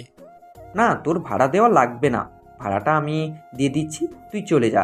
আর মামা রিক্সা টান দেন। সত্যি সত্যি নীলা আমাকে ভাড়াটা দিতে দিল না, রিক্সা নিয়ে চলে গেল। আমিও টাকাটা পকেটে রেখে বাসার দরজার সামনে এসে লক খুলে ভিতরে চলে গেলাম। আজকে আর ডিনার করবো না, তাই ফ্রেশ হয়ে এসে শুয়ে টিভি দেখতে লাগলাম। টিভি দেখতে দেখতে কখন যে ঘুমিয়ে গেছি সেটা মনে নেই। পরের দিন ঘুম থেকে উঠে ফ্রেশ হয়ে নাস্তা করতে বাসা থেকে বের হলাম। রেস্টুরেন্টে গিয়ে নাস্তা করে আবার বাসায় চলে এলাম। সারাদিন বাসার ভিতর থেকে কাটিয়ে দিলাম। বিকালবেলা রেডি হয়ে গাড়িটা নিয়ে নীলয় বাসায় গেলাম। কলিং বেল বাজাতেই নীলয় এসে দরজা খুলে দিল। আমি ভিতরে প্রবেশ করে দেখলাম অনেক মানুষজন বসে আছে। তখন আমি নীলয়কে বললাম, কতজনকে ইনভাইট করেছিস? বেশি না, আমার এবং জান্নাতের আত্মীয় স্বজন। তুই একটা কাজ কর, তুই গিয়ে ওখানে বসে থাক, ভালো লাগবে। একটা সোফা দেখিয়ে বলল, ঠিক আছে। নীলয়ের কথা মতো আমি গিয়ে সোফায় বসলাম। সোফায় বসে ফোন টিপছিলাম। এমন সময় পিছন থেকে একটি মেয়েলি কণ্ঠ বলে উঠল। আরে আপনি এখানে? কণ্ঠটা আমার কাছে কেমন যেন চেনা চেনা লাগলো। মনে হচ্ছে এই কণ্ঠটা আগেও শুনেছি, কিন্তু এটা কার কণ্ঠ সেটা জানার জন্য পিছনে তাকালাম। পিছনে তাকিয়ে অবাক হয়ে গেলাম, কারণ পিছনে নীলা দাঁড়িয়ে আছে। আমাকে ওর দিকে তাকানো দেখে মিষ্টি একটা হাসি দিয়ে বলল, আপনি এখানে কি করছেন? এটা আমার বন্ধুর বাসা, আপনি এখানে কেন? আসলে এটা আমার কাজিনের শ্বশুর বাড়ি, আজকে ওর বিবাহ বার্ষিকী, তাই এসেছি। আপনার কাজিনকে? নিলয় ভাইয়ের বউ জান্নাত, চিনেন কি? চিনি। তখন নীলা আমার পাশে বসতে বসতে বলল, আমি ভাবতে পারিনি আপনার সাথে আবার এভাবে দেখা হবে। কেন? আমার সাথে দেখা হয়েছে, ভালো লাগছে না? ভালো না লাগলে অন্য কারোর সাথে কথা বলতে পারেন। আমি কি সেটা বলছি? আপনার ব্যবহার দেখে বুঝছি আপনি খুব ঝগড়ুটে। আমি ঝগড়াটে না, আমি সবসময় উচিত কথা বলি, যেটা সবার ঠিক জায়গায় গিয়ে লাগে। তখন নিলয় আমাদের কাছে এসে বলল, তুই এখন এখানে বসে আছিস? আমি বললাম, তাছাড়া আমি কি করব? সেটা বলছি নীলা, তোমাকে জান্নাত ডাকছে, যাও গিয়ে শুনে আসো। আমাকে আবার ডাকছে কেন? আমি জানি না, তুমি গিয়ে শুনে আসো। তখন নীলা আমাকে বলল, আচ্ছা আমি শুনে আসছি, আপনি কিন্তু কোথাও যাবেন না, আপনার সাথে আমার কথা আছে। বলে নীলা চলে গেল। তখন আমি নিলয়কে বললাম, বস তুই আমার পাশে। নীলয় আমার পাশে বসতে বসতে বলল, বল, কি বলবি? নীলা তোদের কি হয়? নীলা হলো জান্নাতের কাজিন। কিন্তু তুই এইসব জিজ্ঞেস করছিস কেন? এমনি জিজ্ঞাসা করলাম। কিন্তু তুই নীলাকে চিনিস কিভাবে? কালকে পার্কে গিয়েছিলাম, তখন তারপর আমার আর নীলার ঘটনা খুলে বললাম। আমাদের ঘটনা শুনে নীলয় বলল, বুঝতে পেরেছি। আচ্ছা চল, এখন ওইদিকে সব কিছু রেডি হয়ে গেছে বোধ হয়। তুই যা, আমি এখানে বসে দেখব, দাঁড়িয়ে থাকতে আর ভালো লাগছে না। ঠিক আছে, তাহলে থাক। বলে নীলয় চলে গেল। গিয়ে কেক কাটলো, সেটা সবাইকে খাওয়ালো। একটু পর নীলা হাতে এক টুকরা কেক নিয়ে আমার কাছে এসে বলল, নিন, কেকটুকু আপনার জন্য নিয়ে এলাম। আমার জন্য আপনাকে কে কেক আনতে বলল? কেউ বলেনি, আমার মন বলল, তাই নিয়ে এলাম। এখন কথা না বলে নিন, কেকটা খান। আমি খাবো না, যদি এটাতে কিছু মিশিয়ে নিয়ে আসেন, তার চেয়ে বরং আপনি খান এটা। আশ্চর্য, আমি কেন কেকে কিছু মিশিয়ে নিয়ে আসবো? কি জন্য নিয়ে আসবেন সেটা আমার থেকে আপনি ভালো জানবেন। এটাতে কিছু মিশিয়ে আনিনি, এখন আপনি না বলে এটা খান, পরে আপনার সব কথা শুনবো। দেখলাম নীলা এত জোরাজোরি করছে, তাহলে খেয়ে নেই। তাই কেকটা হাতে নিয়ে খেয়ে নিলাম। তখন নীলা আবার বলল, আচ্ছা এখন কি আমরা বন্ধু হতে পারি? বন্ধু হয়ে কি করবেন? বর্তমান যুগে বন্ধু না হয় ভালো। আপনি কিন্তু কথা দিয়েছিলেন, এখন সেটা রাখছেন না কেন? কি বলেছিলাম একটু বলবেন? কেন? কালকে না বললেন পরে যদি আবার দেখা হয় তাহলে আমার সাথে বন্ধুত্ব করবেন, এখন করছেন না কেন? আমি ভাবতে লাগলাম যে বন্ধুত্ব করবো কিনা। একটু ভেবে দেখলাম বন্ধুত্ব করলে তেমন কিছুই হবে না, তাই বললাম ঠিক আছে, বন্ধুত্ব করতে পারি, সমস্যা নেই। তাহলে তুমি করে বলতে হবে। ঠিক আছে। আচ্ছা তোমার ফোন নাম্বারটা দাও। সেটা পারবো না। ঠিক আছে, তুমি না দিলে আমি নিলয় ভাইয়ের কাছে থেকে নিয়ে নিব। ঠিক আছে। তখন আমাদের সামনে একটা মেয়ে এসে দাঁড়ালো। মেয়েটি বোরকা পরে থাকায় চিনতে পারলাম না। আমরা মেয়েটির দিকে না তাকিয়ে দুজনে গল্প করছিলাম। হঠাৎ মেয়েটি রাগী কণ্ঠে বলে উঠল, কি হচ্ছে এখানে? তুমি এই মেয়েটার সাথে কথা বলছো কেন? মেয়েটির কণ্ঠ আমার কাছে কেমন জানি চেনা চেনা লাগলো। অনেকবার এই কণ্ঠটা শুনেছি, তাই ভাবতে লাগলাম এটা কার কণ্ঠ। কিছুক্ষণ ভাবার পর মনে পড়লো এটা মায়ের কণ্ঠ। তার মানে এটা মায়া। কিন্তু সে এখানে কি করছে সেটা আমাকে জানতে হবে। ও যেহেতু এখানে এসেছে, তাহলে একটু অপমান করি। আমি কিছু না দেখে মায়া আবার বলে উঠল, কি হলো, কিছু বলছো না কেন? মেয়েটি কে? ওর সাথে তুমি কি করছো? এটা মায়া কিনা সেটা নিশ্চিত হওয়ার জন্য বললাম। আমার যা খুশি তাই করি, সেটা আপনি বলার কে? আপনার নাম কি? তখন মায়া ওর মুখের উপর থেকে কাপড়টা সরিয়ে দেখালো। আমি যা ধরেছিলাম সেটাই ঠিক, মেয়েটা মায়া। এখন বলো আমি কে? আপনি এখানে কি চান? তুমি মেয়েটার সাথে কি করছো? কি করেছি সেটা আপনাকে বলবো কেন? আপনি কে? আমি যেই হই না কেন, আগে বলো তুমি এখানে কি করছো? সেটা আপনাকে বলবো। আপনি কি হন আমার? আপনাকে যে বলতেই হবে। আমি তোমাকে ভালোবাসি, এটা তুমি ভুলে যেও না। এবার আমি নিজের রাগ কন্ট্রোল করতে পারলাম না, জোরে করে বলে উঠলাম, আপনি নিশ্চয় এটা ভুলে গেছেন যে আপনার বিয়ে হয়ে গেছে এবং এত বছর পর আমাকে বলতে এসেছেন যে আমাকে ভালোবাসেন কেন? 8 বছর আগে আপনার ভালোবাসা কই ছিল? সেদিন ওই কাজটা করার আগে আপনার একবারও ভালোবাসার কথা মনে করেননি। সেদিন আমার জীবনটা শেষ করে দিয়েছেন, আজকে আবার আমার জীবন শেষ করতে আসছেন।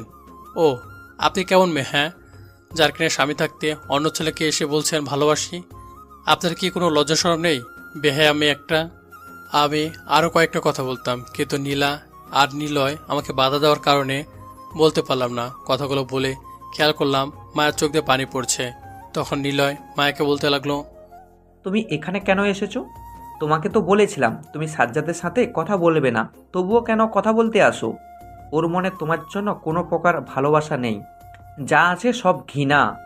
ও এখন এখানে দাঁড়িয়ে অপমান না হয়ে যাও, বাসায় যাও, আর কোনোদিনও ওর সামনে আসবে না।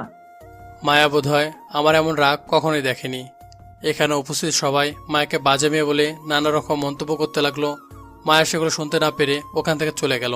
তখন নীলা আমাকে বলল, তোমার মাথাটা একটু ঠান্ডা করো। এবং মেয়েটা কে? সেটা পরে বলবো, আমি বাসায় যাব, আমার এখন ভালো লাগছে না। ঠিক আছে চলো, তোমাকে তোমার বাসায় নামিয়ে দিয়ে আসি। আমার সাথে কাউকে যেতে হবে না, আমি একাই চলে যেতে পারবো। ও নিলয় থাক, কালকে অফিসে দেখা হবে। বলে নিলয় বাসা থেকে বের হয়ে গাড়িটা নিয়ে বাসায় চলে এলাম। মায়া এসে আমার সুন্দর মেজাজটাকে একদম নষ্ট করে দিল। বাসায় যাওয়ার পথে খাবার কিনে নিয়ে গেলাম। বাসায় এসে খাবার খেয়ে ঘুমিয়ে গেলাম। পরের দিন সকালে ঘুম ভাঙলো একটা অচেনা নাম্বারের কলে।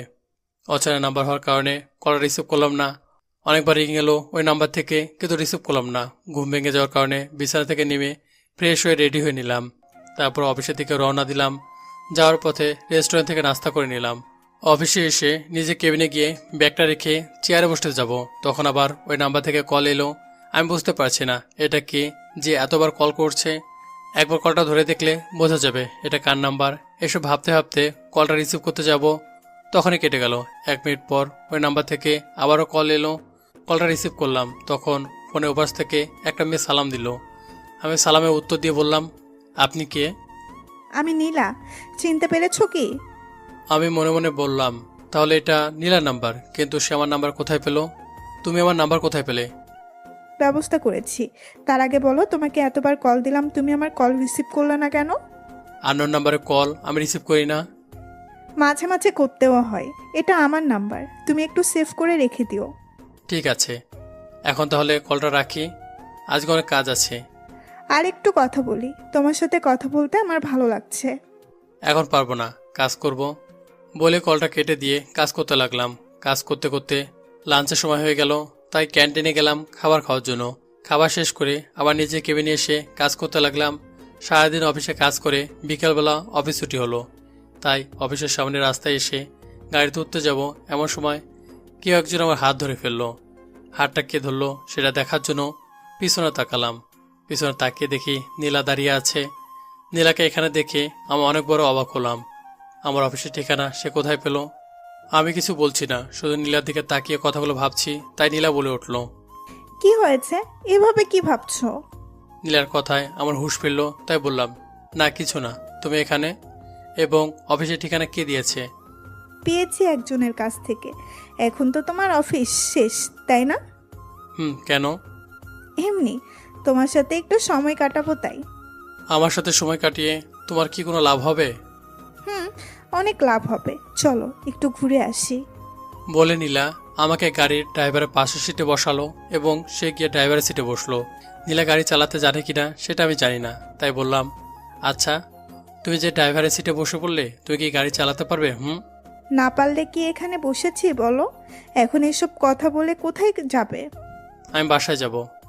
এখন তোমাকে বাসায় যেতে দিব না। একবার যেহেতু তোমাকে নাগালে পেয়েছি আর ছাড়ছি না। এখন বলো কোথায় যাবে? বললাম তো, বা আমাকে আর বলতে না দিয়ে। ঠিক আছে, বলা লাগবে না। তোমাকে আমার পছন্দের একটা জায়গায় নিয়ে যাচ্ছি, চলো। আমি কিছু বললাম না। নীলা গাড়ি চালাচ্ছে, আমি জানালা দিয়ে বাইরের দিকে তাকিয়ে আছি। আপনার হয়তো অনেকে ভাবছেন নীলার সাথে আমার সময় কাটাতে কেমন লাগে। সত্যি বলতে গেলে নীলা অনেক মিশুক স্বভাবের একটা মেয়ে, খুব সহজে সবার সাথে মিশে যায়। ওর সাথে সময় কাটাতে আমার অনেক ভালো লাগে। এসব ভাবছিলাম এমন সময় নীলা গাড়িটা থামিয়ে দিয়ে বলল, তুমি কি ফুচকা খাবে? আমি বাইরের দিকে তাকিয়ে দেখলাম সামনে ফুচকা বিক্রি করছে। আমি সাধারণত ফুচকা খাই না, তাই নীলাকে বললাম, না আমি ফুচকা খাবো না, তুমি একা খাও। আরে খাও, সমস্যা নেই। আমি 2 প্লেট ফুচকা অর্ডার করছি, দাঁড়াও। শুধু তোমার জন্য অর্ডার দাও, আমি খাবো না। এত কথা বলতে হয় না, চুপ করে থাকো তো। আমি আর কিছু বললাম না। ওদিকে নীলা 2 প্লেট ফুচকা অর্ডার দিল। তারপর আমাদেরকে তাকিয়ে বলল, আচ্ছা আমাকে একটা কথা বলবে? আমি বললাম, বলো কি কথা? এই যে আমি তোমার উপর অধিকার দেখাচ্ছি, তোমার বিরক্ত লাগছে না? না, বিরক্ত লাগবে কেন? তাহলে আমার সাথে ভালোভাবে কথা বলছো না কেন? মেয়েদের সাথে কথা বলার ইচ্ছাটা অনেক আগেই মরে গেছে, যার জন্য কারোর সাথে কথা বলি না। দেখো, ওই মায়া না হয় তোমার সাথে নাটক করেছে, কিন্তু সবাই তো আর এক নয়, তাই না? আমার সাথে নাটক করেছে, এটা তুমি জানলে কিভাবে? শুধু এটা কেন, আমি তোমার অতীতের সকল ঘটনা শুনেছি। তুমি কেন বাসা ছেড়েছিলে, কোথায় গিয়েছিলে, কিভাবে চলেছ, কালকে মেয়েটাকে ওভাবে অপমান কেন করলে, সকল ঘটনা আমি জানি। তোমাকে এইসব নীলে বলেছে নাকি? প্রথমে বলতে চাইনি, আমি জোর করে তোমার ব্যাপারে সবকিছু শুনেছি। ও, আমার না তোমার ভাবির কথা মনে পড়লে অনেক রাগ হয়। একবার তাকে সামনে পেলে অনেক অপমান করতাম। আমি সবকিছু আল্লাহর উপর ছেড়ে দিয়েছি, তাকে শাস্তি আল্লাহ নিশ্চয় দিবেন। আমার কথা বলতে বলতে ফুচকাগুলো চলে এলো। 2 প্লেট ফুচকা হওয়ার কারণে নীলা একটা নিল এবং আরেকটা আমার হাতে ধরে দিয়ে বলতে লাগলো, তোমাকে একটা কথা বলি, সত্য বলবে কেমন? বলো। তোমার কি কোনো গার্লফ্রেন্ড আছে? না, সেদিনের পর থেকে আর কারোর সাথে রিলেশনে যায়নি। তাহলে তো ভালোই। তোমার কেমন মেয়ে পছন্দ সেটা একটু বলবে? একটা ফুচকা মুখের ভিতর দিয়ে বলল, আমার এমন মেয়ে পছন্দ যে কখনো আমাকে ঠকাবে না, সবসময় আমার পাশে থাকবে, আমার যত্ন নেবে, সবসময় আমাকে নিয়ে ব্যস্ত থাকবে, দিনদার হতে হবে। নীলা আমার কথাগুলো শুনে কিছুক্ষণ আমার দিকে তাকিয়ে থাকলো, তারপর আমাকে বলল, তোমার পছন্দ অনেক ভালো। আমারও না একদম তোমার মতো ছেলে পছন্দ, এটা কি জানো? তুমি না বললে জানতেই পারতাম না। বুঝতে পেরেছি। এখন কথা না বলে ফুচকা খাও। তারপর আমি কিছু না বলে ফুচকা খেতে লাগলাম। খেতে খেতে হঠাৎ নীলা আমাকে বলে উঠল, তোমার হাত দিয়ে আমাকে একটা ফুচকা খাইয়ে দাও না। মেয়েটি হঠাৎ এই কথা বললো কেন সেটা বুঝতে পারলাম না। আমাকে চুপ থাকতে দেখে নীলা আবার বলল, কি হলো, দাও। তোমাকে আমি খাইয়ে দিব কেন? তোমার হাত কি হয়েছে? আমার হাতে খেতে ভালো লাগছে না, তাই তোমার হাতে খাবো। চুপচাপ নিজের হাত দিয়ে খাও, আমার খাবারের দিকে নজর দিও না। দাও না। নীলাকে খাইয়ে দেওয়ার ইচ্ছা আমার ছিল না, কিন্তু বারবার জোর করার কারণে একটা ফুচকা নীলার মুখের ভিতরে দেওয়ার পর নীলা ওর প্লেট থেকে আরেকটা ফুচকা আমার মুখের সামনে তুলে বলল, নাও, এবার এটা খাও। আমি খাবো। আর কিছু বলার আগে নীলা ওর হাতের ফুচকাগুলো আমার মুখের ভিতর ঢুকিয়ে দিল, তারপর বলল, আগে খাও, তারপর বাকি কথাটা বলো। ফুচকা খেয়ে নিয়ে নীলাকে বলে উঠলাম, এখন বাসায় চলো তো, আমার আর ভালো লাগছে না। ঠিক আছে। আমি কিছু না বলে ফুচকার বিলটা দিতে যাব, তখন নীলা বলল সে নাকি বিল দিয়ে দিয়েছে, তোমার এখন বিল দেওয়া লাগবে না। আমি নীলাকে আর কিছু বলিনি। নীলা গাড়ি চালাচ্ছে, আমি জানালা দিয়ে বাইরে তাকিয়ে আছি। হঠাৎ করে নীলা গাড়িটা একটা বাসার সামনে থামালো, তারপর গাড়ি থেকে নেমে আমার পাশে এসে বলল, এটা হলো আমার বাসা। খুব সুন্দর। শুধু কি বাসাটাই সুন্দর, আমি সুন্দর না? তুমিও তো অনেক সুন্দর। তাহলে এখন আমি যাই বলে ড্রাইভিং সিটে বসে পড়লাম। তখন নীলা বলল, আমার বাসায় ঢুকবে না? এখন সময় নেই, পরে না হয় এক সময় আসবো, এখন তাহলে আসি কেমন, আমি যাই। কথাটা বলে গাড়ি চালু করে ওখান থেকে বাসার দিকে যাচ্ছিলাম। আমার বাসার একটু আগে একটা মোড় আছে, সেখান দিয়ে গাড়িটা নিয়ে যাওয়ার সময় দেখলাম অনেকজন লোক দাঁড়িয়ে আছে। তখন একটা অ্যাম্বুলেন্স এলো, এসে একজন মহিলাকে অ্যাম্বুলেন্সে তুলতে লাগলো। সে আহত হয়েছে। তার মুখটা দেখে আমি শিহরিত হয়ে গেলাম, কারণ তিনি আর কেউ নয়, তিনি ছিলেন ভাবি। তাকে অ্যাম্বুলেন্সে তোলা হচ্ছে। ওনার সাথে ভাইয়াও আছে, কিন্তু এখানে কি হয়েছে সেটা দেখার জন্য গাড়ি থেকে নামলাম। অনেক লোকজন থাকার কারণে একজনকে বললাম কি হয়েছে, তখন লোকটি বলতে লাগলো, এই মহিলাটি রাস্তা পার হওয়ার সময় হঠাৎ করে একটা মিনি ট্রাক এসে ওনাকে ধাক্কা দেয়। এখন তাকে হাসপাতালে নিয়ে যাওয়া হচ্ছে। আমি আকাশের দিকে তাকিয়ে মুচকে একটা হাসি দিয়ে লোকটাকে বললাম, ভাই আল্লাহ ছাড় দেন কিন্তু ছেড়ে দেন না, তাই না? হ্যাঁ অবশ্যই, কিন্তু আপনি এটা বলছেন কেন? এমনি বললাম আর কি। তারপর লোকটা আমাকে আর কিছু বলেনি, আমিও আর কিছু বলিনি। চুপচাপ ওখান থেকে এসে গাড়িতে বসলাম। এতক্ষণে অ্যাম্বুলেন্সটা চলে গেছে, যার জন্য রাস্তা ফাঁকা হয়ে গেছে। তাই সোজা বাসায় চলে এলাম। বাসায় এসে দরজা লক খুলে ভিতরে গিয়ে জামা কাপড় চেঞ্জ করে ফ্রেশ হতে যাব, তখন ফোনটা বাজতে লাগলো। আমি ফোনে স্ক্রিনের দিকে তাকিয়ে দেখলাম নীলে কল দিয়েছে, তাই কলটা রিসিভ করে বললাম, হ্যালো। সাজ্জাদ, তুই কোথায়? বাসায় আছি। কেন? ঠিক আছে, তুই বাসায় থাক, আমি আসছি। আমি কিছু বলার আগে কলটা কেটে দিল, তাই ফোনটা রেখে ফ্রেশ হতে চলে গেলাম। ওয়াশরুম থেকে বের হয়ে খাটের ওপর বসেছিলাম, তখন কলিং বেল বেজে উঠল। দরজা খুলে দেখি নীলও দাঁড়িয়ে আছে, তাই ওকে ভিতরে আসতে বললাম। নীলে ভিতরে আসার পর খাটের উপর বসলো, তারপর আমাকে বলল, ওইদিকে কি হয়েছে সেই খবর কি জানিস? কি হয়েছে? তোর ভাবি অ্যাক্সিডেন্ট করেছি, তুই এটা জানিস না? ও, ওনার কথা বলছিস? ওনাকে অ্যাম্বুলেন্সে তুলতে আমি দাঁড়িয়ে থেকে দেখেছি। কীভাবে দুর্ঘটনা হয়েছে সেটাও জানি, তোকে কষ্ট করে বলা লাগবে না। তাহলে তোর মুখে কোনো চিন্তিত ভাব নেই কেন? ওনার জন্য আমি চিন্তা করে কি করব? উনি আমার কে যে ওনার ব্যাপারে ভাবতে হবে? আজকে যা হয়েছে এটা হলো ওনার শাস্তি। সেটাও এক প্রকার ঠিক বলেছিস। যা, এইসব ব্যাপারে বাদ দে। তুই অফিস শেষে কোথায় গিয়েছিলি? ওই নীলের সাথে একটু ঘুরতে গিয়েছিলাম। কেন, পছন্দ করিস নাকি? আয় না, সেসব কিছুই না, এমনি বন্ধুত্ব সম্পর্ক আমাদের। ভালোভাবে বুঝে কথা বলিস কেমন? নীলার ব্যবহারগুলো আমার সুবিধার মনে হচ্ছে না। সেম সমস্যা আমারও। ওর গায়ে পড়ার অভ্যাস প্রচুর। সবার সাথে এমন করে নাকি? আরে না, নীলা অমন মেয়ে না। আমার জানা মতে ছেলে বন্ধু বলতে শুধু তুই আছিস, তাছাড়া কেউ নেই। এবং ও তোর সাথে যেমন ব্যবহার করে অন্য কারোর সাথে সেই ব্যবহার করে না। হুম। আচ্ছা থাক, আমাকে বাসায় যেতে হবে, অনেক কাজ আছে। আমি বাইরে যাব, চল তাহলে একসাথে যাওয়া যাক। ঠিক আছে, চল। তারপর আমি আর নিলয় বাসার বাইরে এলাম। নিলয় চলে গেল ওর বাসায়, আমি চলে গেলাম রেস্টুরেন্টে ডিনার করতে। ডিনার শেষ করে বাসায় চলে এলাম, তখন নীলা কল দিল। ওর সাথে কিছুক্ষণ কথা বলে ঘুমিয়ে গেলাম। এভাবে দেখতে দেখতে কেটে গেল 3 মাস। 3 মাস পর এই 3 মাসে নীলার সাথে আমার অনেক ভালো বন্ধুত্ব হয়ে গেছে। নীলা বাসার লোকজনের সাথেও খুব একটা পরিচয় হয়ে গেছে। বর্তমানে ভাবির অবস্থা তেমন ভালো না, তার একটা পা পুরো অকেজো হয়ে গেছে, যার জন্য সে ভালো করে হাঁটতে পারে না। এখন আমার পরিবার আমার কাছে আসে না, না এলেও আমার ভালো, কারণ তাদের সাথে কথা বলার কোনো ইচ্ছা নেই আমার। আজকে 3 তারিখ, কালকে নীলার জন্মদিন, তাই ওর বাসায় একটা পার্টি দিয়েছে, সেখানে আমাকেও যেতে বলেছে। ও চকলেট খুব পছন্দ করে, তাই ওর জন্য 1 বক্স চকলেট আর একটা শাড়ি কিনবো। যেই ভাবা সে কাজ, গাড়ি নিয়ে চলে এলাম শপিং মলে। গিয়ে চকলেট আর শাড়ি কিনে বাসায় এলাম। পরের দিন অফিস শেষ করে বাসায় এলাম, তারপর রেডি হয়ে নীলাবাড়ির উদ্দেশ্যে রওনা দিলাম। আজকে গাড়ি নিয়ে আসিনি, পায়ে হেঁটে হেঁটে নীলা বাসায় যাচ্ছি। একটু পর নীলা বাসার সামনে এলাম। আজকে বাসাটাও অনেক সুন্দর করে সাজানো হয়েছে, যার জন্য চেনা যাচ্ছে না। যাই হোক, সংকোচ বোধ না করে ওদের বাসার ভিতরে প্রবেশ করলাম। ভিতরে অনেক মানুষজন আছে, যে যার যার মতো একে অপরের সাথে কথা বলছে। সেদিকে খেয়াল না করে আমি নীলাকে খুঁজতে লাগলাম। তখন কেউ একজন আমার কাঁধে হাত রাখলো। আমি পিছনে তাকিয়ে দেখি নীলা দাঁড়িয়ে আছে।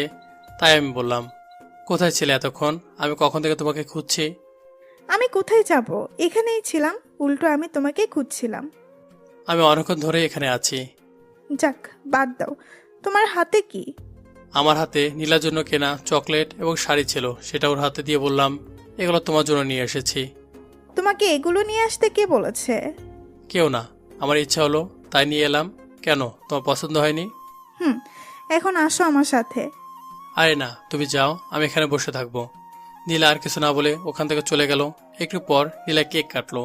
প্রথমে তার বাবা মাকে খাওয়ালো, তারপর এক টুকরো কেক নিয়ে এসে আমাকে খাইয়ে দিল। নীলা এমন ব্যবহার দেখে পার্টিতে উপস্থিত থাকা অনেকে আমাদেরকে তাকিয়েছিল, কিন্তু কেউ কিছু বলেনি। সেদিন রাতে ওখানে ডিনার করার পর বাসায় আসতে যাব, এমন সময় নীলা আমার হাত ধরে ছাদে নিয়ে গেল। ছাদে নিয়ে আসার পর আমি বললাম, আমাকে ছাদে নিয়ে এলে কেন? তোমার সাথে চাঁদ দেখবো এবং এখন তোমার কাছে আমার সেই গিফট চাইবো। ঠিক আছে, বলো কি গিফট চাও? তুমি নিশ্চয়ই জানো আমি কেমন মেয়ে। আমার যত পাগলামি সব কিছু শুধু তোমার সাথে করি। তাই আজকে যে গিফট চাইবো সেটা কিন্তু তুমি দেবে কিনা সেটা নিয়ে আমার সন্দেহ আছে। বলো কি চাও? বলবো? হুম। আমার তোমাকেই চাই। তুমি কি হবে তাহলে আমার? কথাটা বলে ওর মুখটা আমার বুকের মধ্যে লুকিয়ে ফেললো। আমি কিছুক্ষণের জন্য নীলার কথাটা বারবার ভাবতে লাগলাম, নীলা কি বললো? এটা সে আমাকে চায়, কিন্তু সে তো সম্ভব না। তাই আমি নীলাকে নিজে থেকে ছাড়িয়ে নিয়ে বললাম, তুমি কি বলছো? তোমার মাথা ঠিক আছে? যেটা বলেছি সবগুলো ঠিক। আমি তোমাকে ভালোবাসি তাই কথাটা বললাম এবং আমার মাথাটা পুরো ঠিক আছে। তুমি যেটা চাইছো কোনোদিন সেটা হবে না, কারণ আমার ভালোবাসার উপর কোনো বিশ্বাস নেই। কেন নেই সেটা আমি জানি, তবে আমি কথা দিচ্ছি আমাকে আপন করে নাও। তোমার মনে আবার নতুন করে ভালোবাসা তৈরি করে দিব। সেটা সম্ভব নয় বলে ওখান থেকে নেমে এলাম। নীলাকে কী সব আবল তাবল বললাম সেটা আমি নিজেও জানি না। তবে আমি কাউকে ভালোবাসবো না, বিয়ে আগে ভালোবাসার কোনো বিশ্বাস আমার কাছে নেই। এসব ভাবতে ভাবতে বাসা চলে এলাম। বাসায় এসে নিজের রুমে গিয়ে ফ্রেশ না হয়ে শুয়ে পড়লাম। রাত 11:30টার দিকে আমার কলিং বেল বেজে উঠলো। আমি একটু অবাক হলাম, এত রাতে আবার কে আসতে পারে এটা দেখার জন্য দরজা খুললাম। দেখি নিলয়, জান্নাত ও নীলা দাঁড়িয়ে কান্না করছে। তাই আমি নিলয়কে বললাম, কি হয়েছে, তোরা এত রাতে এখানে কি করিস? নিলয় কিছু না বলে ঠাস ঠাস করে আমার গালে থাপ্পড় দিয়ে বলল, এত বড় একটা ঘটনা করে বলছিস, কি হয়েছে? তোদের মাঝখানে আমরা পড়তে ঢুকতে চাই না। তোরা দুজনে গিয়ে তোদের হিসাব বুঝে নে, এবং সাজ্জাদ তুই রাজি হয়ে যা, না করিস না। বলে নীলাকে বাসার ভেতর ঢুকিয়ে দিল। নিলয় চলে গেল। নীলা এখনও কান্না করছে। মেয়েটা বোধহয় সত্যি সত্যি আমাকে ভালোবাসে, যার জন্য এত কান্না করছে। নীলার কান্না থামানোর জন্য বললাম, এবার তোমার কান্নাটা বন্ধ করো, তোমার সাথে কথা বলি, তুমি খাটের উপর বসো। নীলা খাটের উপর বসলো, কিন্তু কিছুতে কান্না থামাচ্ছে না। আমি ওর পাশে গিয়ে বসতেই নীলা আবার হাত ধরে বলল, তুমি আমাকে মেনে নিচ্ছ না কেন? তোমাকে যে কতটা ভালোবাসি সেটা আমি বলে বোঝাতে পারবো না। তুমি কান্না থামাও, তারপর তোমাকে বলছি। এবার নীলা কান্না বন্ধ করে আমাকে বলল, ঠিক আছে বলো তুমি কি বলবে।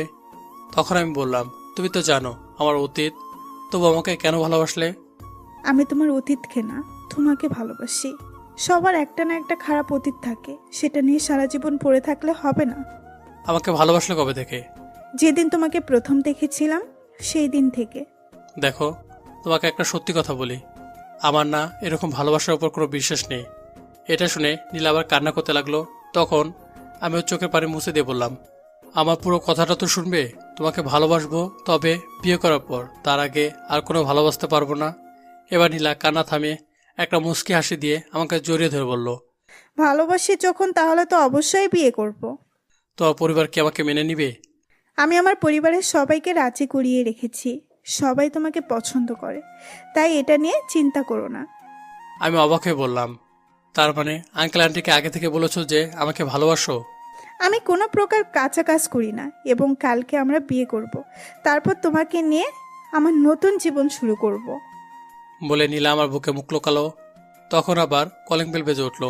আমি উঠতে যাব, এমন সময় নীলা বলল, তুমি থাকো, আমি গিয়ে দেখছি কে এসেছে। বলে নীলা দরজা খুললো। দেখি নিলয় এবং জান্নাত দাঁড়িয়ে আছে।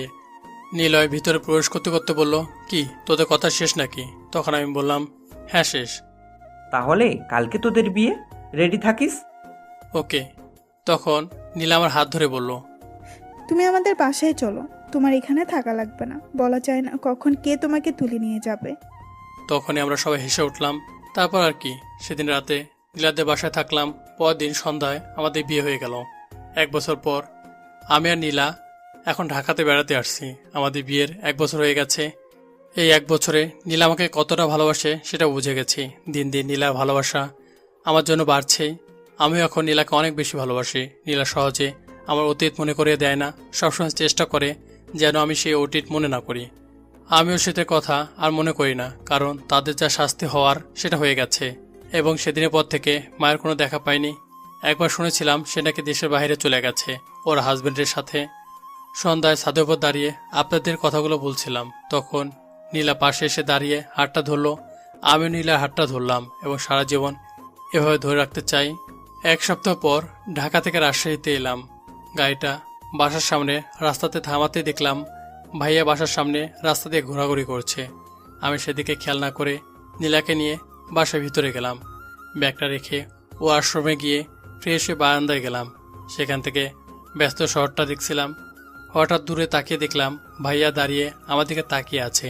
বোধহয় কিছু বলতে এসেছে, কিন্তু সেটা সাহস করে বলতে পারছে না। আমিও নিজে থেকে কিছু বলতে যাব না। সন্ধ্যার দিকে বাসা থেকে বের হলাম বন্ধুবান্ধবদের সাথে দেখা করার জন্য। ওদের সাথে দেখা করে আড্ডা দিতে দিতে 9টা বেজে গেল। তাই সবাইকে বিদায় দিয়ে বাসা থেকে রওনা দিলাম। বাসা অনেক কাছাকাছি চলে এসেছি। আর একটু হলে বাসা পেয়ে যাব। এমন সময় পিছন থেকে কেউ একজন আমার হাত ধরে ফেললো। হাতটা কে ধরলো সেটা দেখার জন্য আমি পিছনে তাকালাম। দেখে ভাইয়া আমার হাত ধরে আছে। আমি হাতটা ছাড়িয়ে নিয়ে বললাম, আপনি আমার হাত ধরেছেন কি জন্য? তোর সাথে আমার কথা আছে। তুই এতদিন কোথায় ছিলি?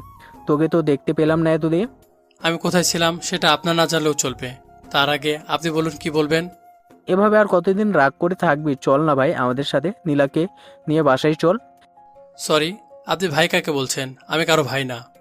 দেখ, এভাবে অভিমান করে থাকিস না প্লিজ। তুই আমার সাথে বাসায় চল। তোর ভাবি আব্বু আম্মুকে সবকিছু সত্যি বলে দিছে। বলেছে, ভালো করেছে। এখন আমি কি করব? এতে আমার কিছু করার নেই। তুই এভাবে বলিস না। আমি ওনাদের কথা দিয়েছি তোকে আবার ফিরিয়ে নিয়ে আসবো। সেটা হবে না, ভালো থাকবেন বলে ওখান থেকে হাঁটা শুরু করলাম। বাসায় আসার সময় ভাইয়া অনেকবার আমার সাথে কথা বলতে চেয়েছিল, কিন্তু আমি একটা কথা বলিনি। বাসায় এসে কলিং বেল বাজাতে নীলা দরজা খুলে দিল। আমি বাসায় প্রবেশ করে ফ্রেশ হয়ে নিলাম। খাটের উপর বসে টিভি দেখছিলাম। তখনই নীলা এসে আমার পাশে বসে আমার হাতটা জড়িয়ে ধরে বলল, তোমাকে একটা কথা বলার আছে। বলো, কি বলবে? ভাইয়াকে দেখলাম আমাদের বাসার আশেপাশে দিয়ে ঘোরাঘুরি করতে। কি কারণে এসেছিল? নীলা এমন কথা শুনে আমি অবাক হয়ে গেলাম, কারণ নীলাকে কখনো আমার পরিবারের কারো ছবি দেখায়নি বা তাদের সাথে কখনো পরিচয় করিয়ে দেয়নি। তাহলে ভাইয়াকে ছিল কিভাবে সেটা জানার জন্য বললাম, তুমি ওনাকে কিভাবে চেনো? তোমাকে তো কখনো ওদের ছবি দেখায়নি। আরে তুমি না দেখালে কি হবে? এই দুনিয়াতে ছবি দেখানোর লোক কম আছে নাকি? তারপরে বলো, কার কাছ থেকে তুমি ছবিটা দেখেছো? জান্নাত আপুর কাছ থেকে। কিন্তু তোমার জানাত আপু ওনাদের ছবি কোথায় পেলো? নিলয় ভাইয়া এনে দিয়েছিল, সেখান থেকে দেখেছিলাম। এখন ওইসব বাদ দাও, তার আগে আমার প্রশ্নের উত্তর দাও। ঠিক আছে, প্রশ্নটা বলো। ওই যে তোমার ভাইয়া এইখান থেকে ঘোরাঘুরি করছে কেন? আমাকে তাদের বাসায় নিয়ে যেতে চাও, তাই না? ও, তুমি চাইলে যেতে পারো, সমস্যা নেই। এভাবে কতদিন থাকবে? আমি যখন ওই বাসা ছেড়েছিলাম তখন বলেছিলাম বেঁচে থাকতে ওই বাসায় যাব না। তাতে সমস্যা কি? তোমার বাবা মাকে এই বাসায় নিয়ে আসবে। আমি আর কিছু বললাম না, চুপ করে থাকলাম। তখন নীলা আবার বলল, কি হয়েছে? এভাবে চুপচাপ আছো কেন? এমনি। আচ্ছা থাকো, আমি খাবার নিয়ে আসছি। বলে নীলা খাবার আনতে চলে গেল। একটু পর নীলা খাবার নিয়ে এলো। তারপর আমরা দুজনে খাবার খেয়ে ঘুমিয়ে গেলাম। পরদিন সকালে ঘুম থেকে উঠে নাস্তা করে অফিসে গেলাম। কয়েকদিন অফিসে না আসার কারণে অনেক কাজ পড়ে আছে, তাই সবাই ভালোভাবে কাজ করছে না। সারাদিন কাজ করে বিকেলে বাসায় এলাম। বাসার দরজার সামনে এসে কলিং বেল বাজিয়ে নিচে তাকালাম। দেখলাম 4 জোড়া নতুন জুতা। তার মানে কেউ আমার বাসায় এসেছে। এতক্ষণে নীলা দরজা খুলে দিয়েছে। আমাকে জুতোর দিকে তাকিয়ে থাকতে দেখে নীলা বলল, নিচে কি তাকিয়ে আছো? ভেতরে আমার সাথে একটু ছাদে চলো, তোমার সাথে কথা আছে। কি বলবে? এখানে বলো ছাদে যাওয়ার কি আছে এবং বাসায় কে এসেছে। সেইটা একটু পর বলছি, আগে ছাদে চলো। বলে নীলা আমার হাতটা ধরে ছাদে নিয়ে গেল। ছাদের উপরে আসার পর নীলাকে বললাম, এখন তাহলে বলো তুমি কি বলবে যার জন্য আমাকে এখানে নিয়ে এসেছো? আগে বলো, আমি যা চাইবো সেটা আমাকে দিবে। আগে বলো কি চাও। নিচে তোমার বাবা মা আছে, আমি চাই তুমি ওনাদের ক্ষমা করে দিয়ে আবার আপন করে নিবে। সেটা কিভাবে সম্ভব বলো? আমি জানি না, তুমি যদি আমাকে ভালোবেসে থাকো তাহলে এটা তোমাকে করতেই হবে। কিন্তু তাদের ক্ষমা করলে ওই বাসায় যেতে হবে, সেখানে তো আমি যাব না। তোমার ওখানে যাওয়া, তুমি আব্বু আম্মুকে এখানে রাখবে। আমারও কথা বলার মতো কেউ হবে। সারাদিন বাসায় একা একা থাকতে তো আর ভালো লাগে না। ঠিক আছে, কে কে এসেছে? ভাইয়া, ভাবি, আব্বু আম্মু ও তোমার ভাতিজা। ভাবি আমার কাছে কেন এসেছে? সেটা নিচে গিয়ে দেখতে পারবে। তারপর আমি আর নীলা সেই দিয়ে নামতে লাগলাম। আমি নিচে নামছি আর ভাবছি ভাইয়া আব্বু আম্মুকে ক্ষমা করে দিব, তো ভাবিকে কখনো ক্ষমা করব না। ওনার জন্য আমার জীবনে অনেক কিছু হারিয়েছি। এইসব ভাবতে ভাবতে আমরা নিচে চলে এলাম। আমি বাসার ভিতর প্রবেশ করে দেখলাম ভাবি চেয়ারে বসা, ভাইয়া, আব্বু, আম্মু সোফায় বসে আছে ও খাটের উপর ভাইয়ার ছেলে বসে আছে, খেলছে। আমি গিয়ে ভাইয়ার ছেলের সাথে খাটের উপরে বসলাম। আমার সাথে নীলাও বসলো। তখন ভাইয়া বলল, ওর নাম নাম শিহাব, বয়স 1.5 বছর। আমি কিছু বললাম না, চুপ করে শিহাবের সাথে খেলতে লাগলাম। তখন ভাইয়া আবার বলতে লাগলো। দেখ সাজ্জাদ, পুরোনো কথাগুলো বাদ দিয়ে চল, আবার নতুন করে শুরু করে। আমি এবার বলতে লাগলাম, চাইলে তো নতুন করে শুরু করা সম্ভব হয় না। ওটা ভোলার মতো হলে তো ভুলবো, তাই না? তোর ভাবি যেটা করছে সেটা ঠিক করেনি, সেটা ভালোভাবে বুঝতে পারছি। তাই আজ তার এই অবস্থা, দেখতে পাচ্ছিস না? আমি এবার কিছু বললাম না। তখন আব্বু আমার কাছে এসে বলতে লাগলো, স্বামীর সাথে তোর ভাবির সঙ্গে হয়েছে, আমরা না হয় না জেনে ভুল করেছি। এটা জানার পর তুই কি আমাদের উপরে রাগ করে থাকবি? আমি নীলার দিকে তাকালাম। ইশারায় নীলা ওনাদের ক্ষমা করার কথা বলছে। ভাইয়ার দিকে তাকালাম, দেখলাম সেও তাদের ক্ষমা করে দিতে বলছে। এবার আমি নিজে 2 মিনিট চোখ বন্ধ করে ভাবলাম, দোষ করেছে ভাবি। ওনার জন্য আব্বু আম্মু ভাইয়াকে কষ্ট দিয়ে লাভ নেই। আচমকা কোনো কিছু না ভেবে আমি আব্বুকে জোরে ধরে কেঁদে দিলাম। আব্বু আমাকে জোরে ধরলো। তোমাদের কারোর উপর রাগ নেই, তোমাদের আমি সবাইকে ক্ষমা করে দিয়েছি। আমার কথা মাঝখানে ভাবি বলে উঠলো, আমার উপর কি এখনো রেগে আছো? আপনার উপর আমার কোনো রাগ নেই, তবে আপনার কাছে অনুরোধ, আপনি কখনো আমার সামনে আসবেন না প্লিজ। ভাবি আমার কথাটা শুনে একটু কান্না করলো। উনি কান্না করলে করুক, তাতে আমার কিছু করার নেই। ভাবির আমার কান্না দেখে ভাইয়া ওনাকে নিয়ে বাসায় গেল এবং আমাকে ওনাদের বাসায় যেতে বলল।